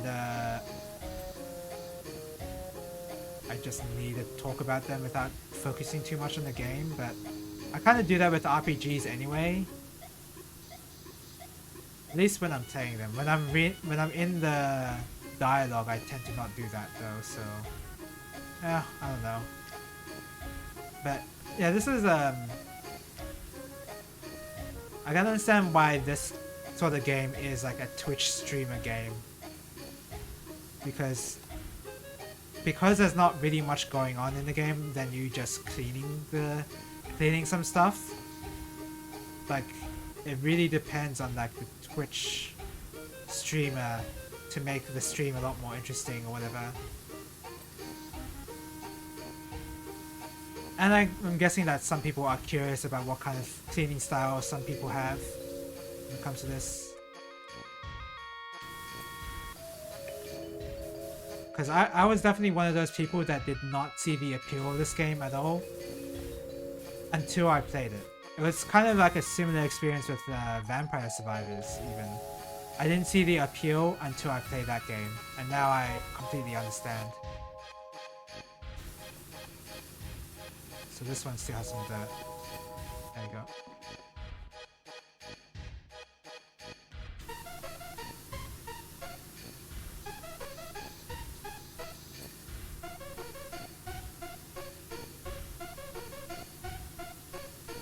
Okay.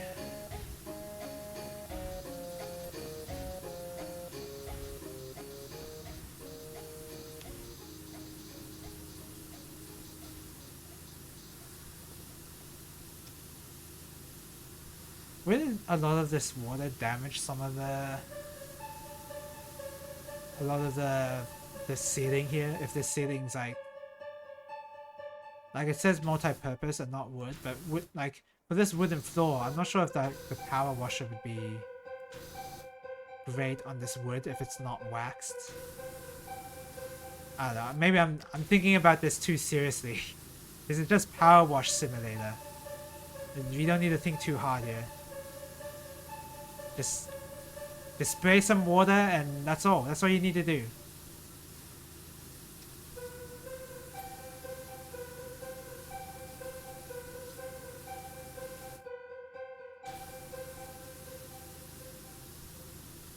There we go. Oh, what the heck? I didn't clean this. Whatever. Oh, I'll do that later. If I really need those specks of dirt.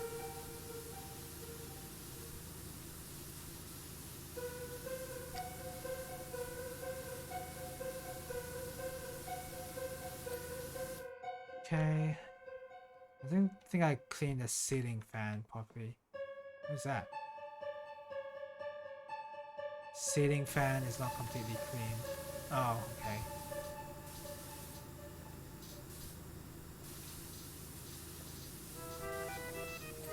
Okay, that's clean. If I can at least clean this the ceiling before I leave, that's really good.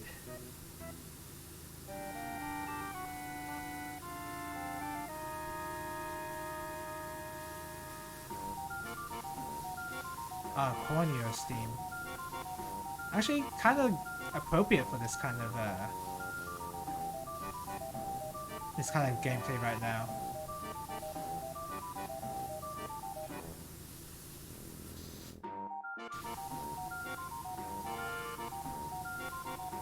Okay.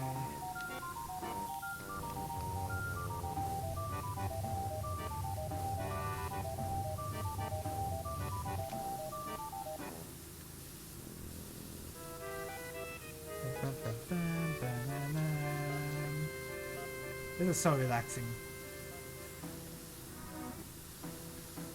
It's not like Symphony of the Night where I was like stressed about the next save point. Not at all. Don't have to worry about that here.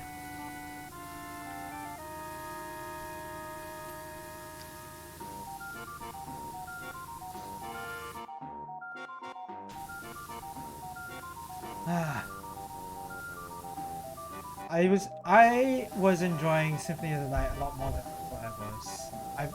For some reason the sound design of that game just really sticks out to me. Especially the voice acting. How did they even get those kind of voice actors back then? Are they the same voice actors as from Mega Man X4, I wonder? If you hear the voice acting of that game, boy. That's an experience right there. It's an experience everyone needs to at least see once in their lives. The Mega Man X4 voice acting.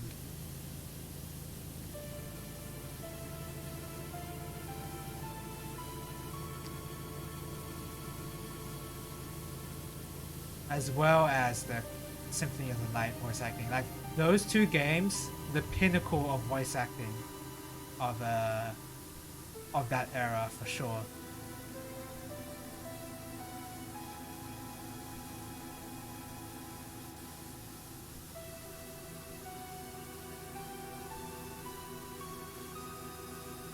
Go.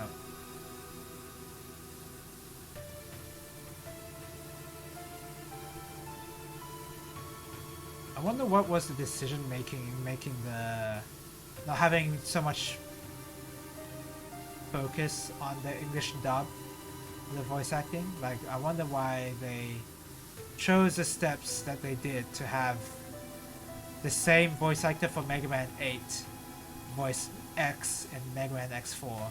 Although in that particular case, it's just because of budget reasons and the contract maybe. So that's a poor example.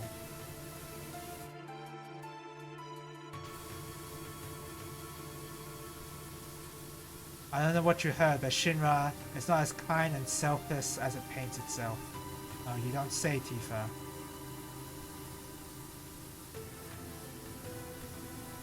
Why is Tifa trying to recruit a power washer into Avalanche? Is that what's happening right now? What am I going to do against Shinra? Mega energy they produce is made by draining the planet's lifeblood. What? Yeah, like, even if you tell me this, what's a power washer gonna do? I'm just here doing my job, just cleaning your bar. I'm not gonna do anything. No reason they provide is to control the populace. Cool, yeah, that's awesome. Allow them to keep harvesting it, assuring the planet's destruction. Alright, sure. I just imagine that the character behind the power washer is just like not even caring about what Tifa's saying at the moment.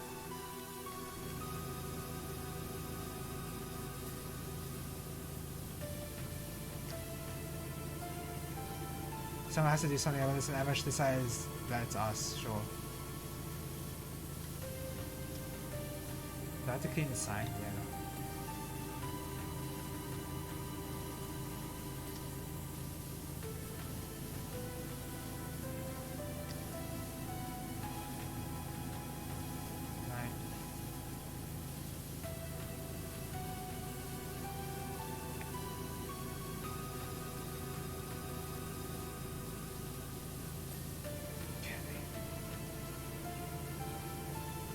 So I've cleaned the ceiling, right? It's just, oh, no, not really. I need to clean these lights.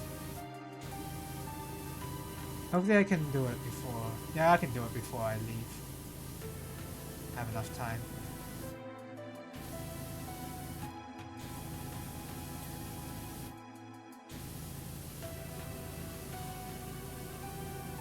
How is this still not clean?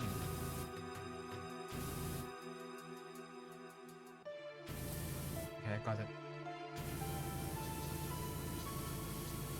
Oh, hello. Welcome to the stream statistic. How are you doing? Yeah, it's been a while, yeah. I've been playing a lot of odd games, so... And also on weird times too, so yeah. Yeah, I just finished FF7, so... I decided it'd be pretty funny if I decided to stream this game, where I get to clean 7th Heaven and like places in FF7. I thought that'd be pretty fun. You doing well? How am I? I'm doing good too. I'm just about to finish and head to Muay Thai because I'm still doing that. What do you think about FF7? Oh god. Okay, I have to summarize this quickly. I did say like my thoughts at the beginning of the stream, but basically I like the story and characters. I like the characters a lot. I thought the character stuff was really good. Music was pretty good. The gameplay was wasted potential. The game was too easy and the optional bosses were really badly designed, as well as the bosses in general. Except for Sephiroth, I guess. I don't know about... he was pretty easy, but I felt like he was a bit more interesting at least. But boss design, when it comes to the gameplay, was pretty bad. That's me summarizing it very quickly. But overall, I did enjoy the game. I wasn't really expecting like a lot of gameplay of haha funny animation. Well, yeah, that's the one of the reasons why I thought the Sephiroth animation, the Sephiroth fight was memorable, because of that. He used that twice against me, so I had to watch all that. All the bosses were easy. The weapons were the only challenge. Yeah. I liked the Emerald weapon fight. I thought his moveset was actually pretty interesting. The Ruby weapon fight was just bad, in my opinion. I don't like it at all. And it's not really challenging in the way I would consider it. Because the main issue with that fight was I just didn't know about a certain mechanic where the Ruby weapon can't use their eject ability, their whirl sand ability, on knocked out party members. Once you figured that out, then the boss fight is so easy. That's why I don't like it, because it's the gimmick is the only thing that's like remotely challenging about it, and it's not really a gimmick you would figure out. Well, maybe you could figure it out on your own, but I did not anyway, because I was thinking about the in-game mechanics like the materia and equipment, but none of them prevented the eject status. So I spent a while trying to figure out how to beat this boss until I just decided to look it up, and then yep, the guy told me, oh, just have 2 of your party members already knocked out. Which yeah, that was annoying. Once I figured that out, the rest of the fight was very easy, because I kept spamming Knights of the Round. So yeah. I even used Bad Breath on it, and I did realize he can get paralyzed. So the paralyzed status effect does work on him. But yeah,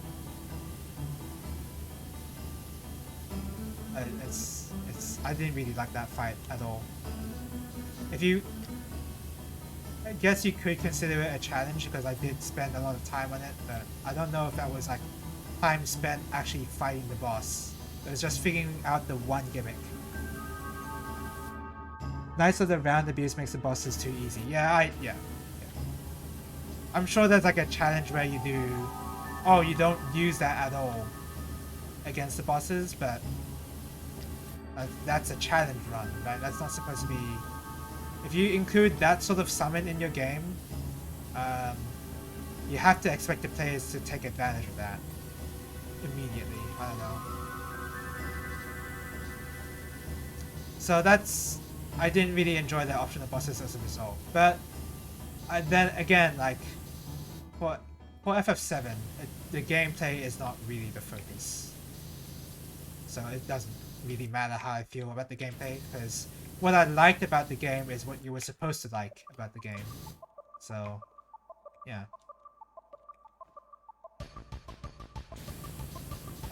I can see why people are fans of FF7 at any rate. Like, I can see where the appeal is.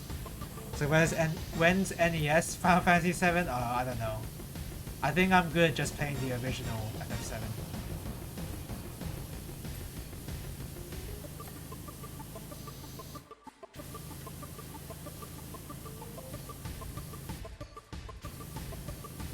The only reason why I pinpointed the gameplay stuff is because the Meteor system seemed like there was a lot of stuff to do with it. Like, it seemed like there's a lot of mechanics you have to deal with, and like you have to have a certain setup for like these certain bosses. But I never ended up really having to do that until the optional bosses. And then when I did that for the optional bosses, they were too easy.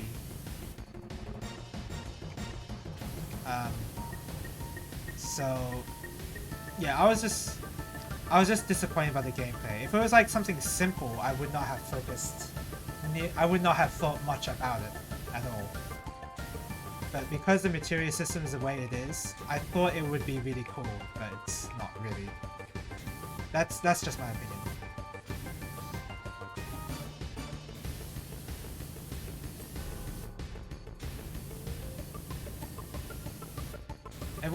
It would have benefited from some bosses that require like, oh, you need to have a property Meteor for this fight because he's gonna like use slow on you or whatever. I don't know, like something like that.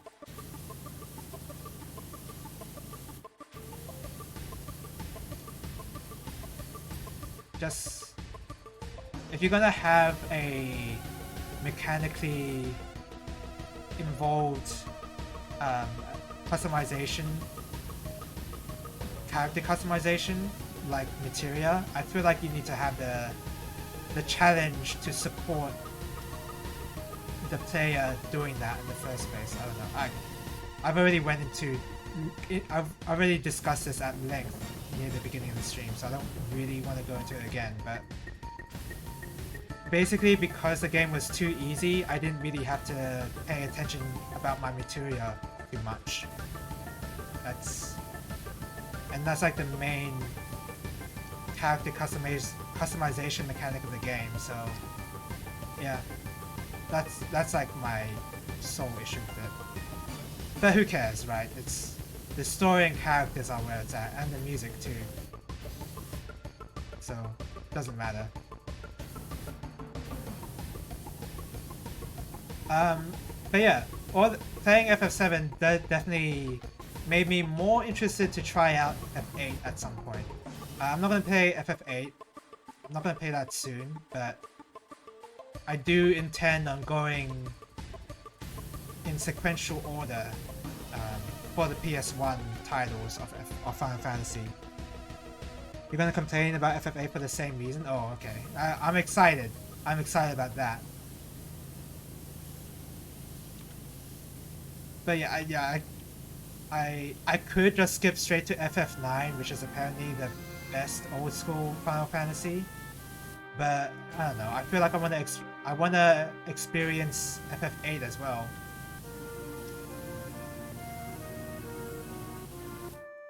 I've been missing out on all these PlayStation Final Fantasies. It only makes sense that I also play FF8 as a result. FF9 might be your favorite Final Fantasy period. Okay, yeah, I've heard that a lot. Yeah, so I'm excited to get to FF9 when I get to it, but that will be much later than FF8.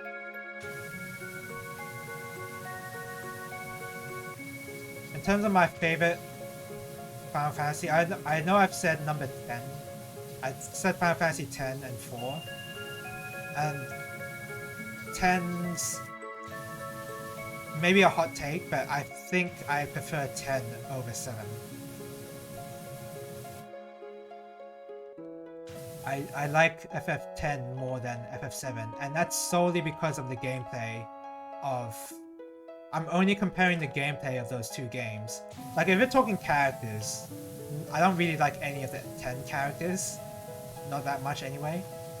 But the gameplay of FF10 is really good. For me. Gameplay, sure, yeah. I'm talking about gameplay. Because the fights can actually be challenging, and they actually reward you for actually taking the time to learn the mechanics of the game. Whereas in FF7, I can just not care and still beat it. I did not feel that way with FF10. Like, they're not like overly difficult bosses, but they required some effort, which I appreciate more. You never thought FFX was challenging. No, it's not that it's hard per se, but like they still require effort. Like for instance, the fights with Seymour and Unalesca are like they're more interesting bosses because they can hit pretty hard, and Unalesca has like a gimmick where it involves like the zombie status. And like the boss designs are a lot more interesting as a result. The movesets at least, because each of them do like different stuff, and you have to change your strategy accordingly. Dragon Quest is probably more brutal than Final Fantasy. I can believe that. Final Fantasy was never meant to be like that difficult. FF10 again, not difficult, but like as long as you put some effort into playing the game, then you're rewarded for it. Oh, okay, that's a bad... No, that's not the correct thing to say. It's more like, what the heck, I can't clean the shelf. It's more like...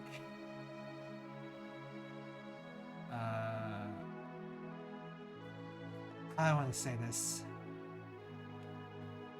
It doesn't feel as boring when you're... I don't know how to put this in words, sorry.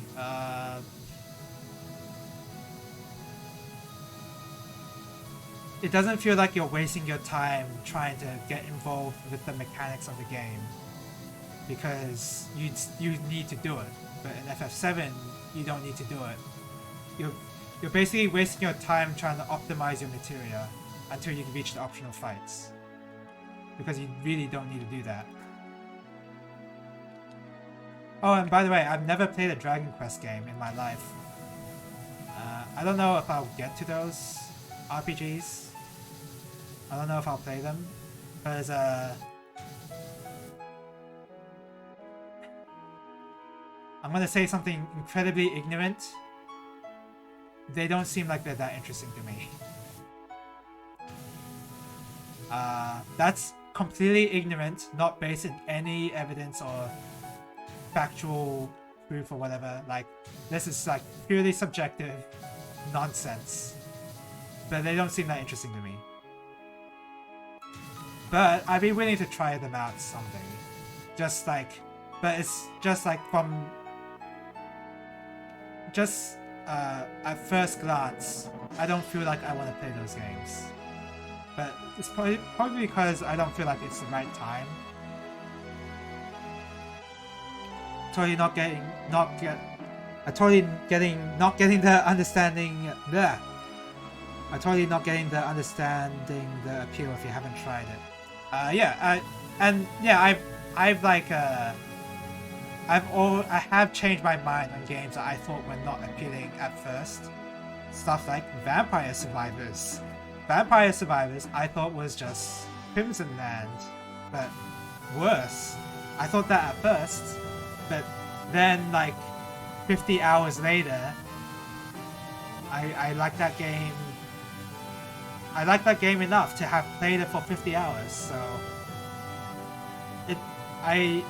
yeah, it's something where I have to play it to get the appeal of it, and not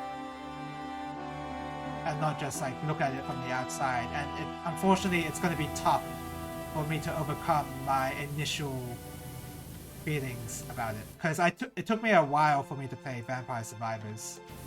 Once I did, I enjoyed it, but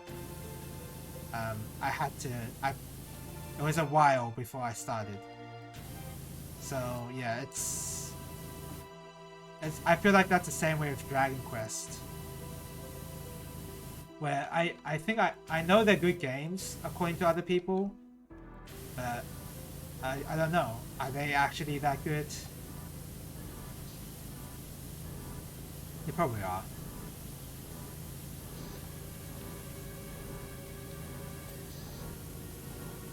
But yeah, it's complicated, right? Humans are complicated.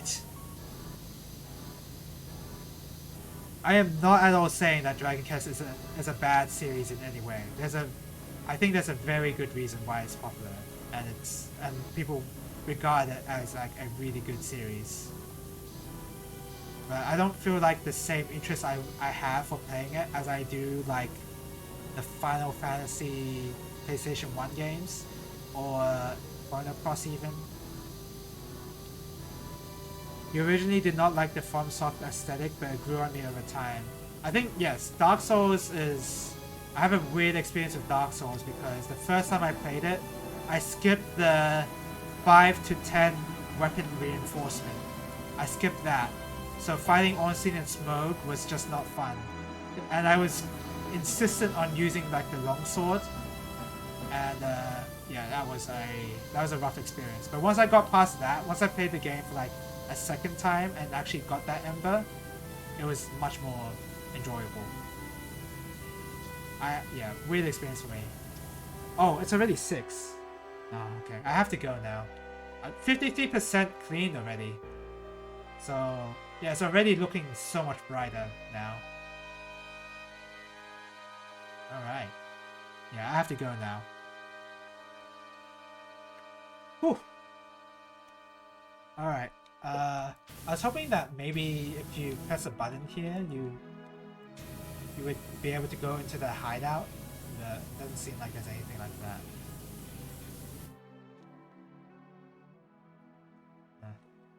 Yeah, oh well. Maybe you have to clean it.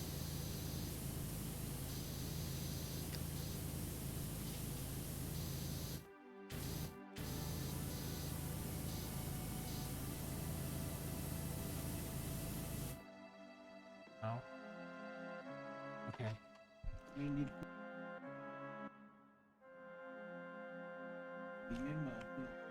Yeah, now, yeah, I have to go now. So... tomorrow is gonna be Symphony of the Night. It will be a short stream of that, unfortunately, because I'll be doing FF14 invading. Oh, there's the Bastard Sword! Let's get the Bastard Sword.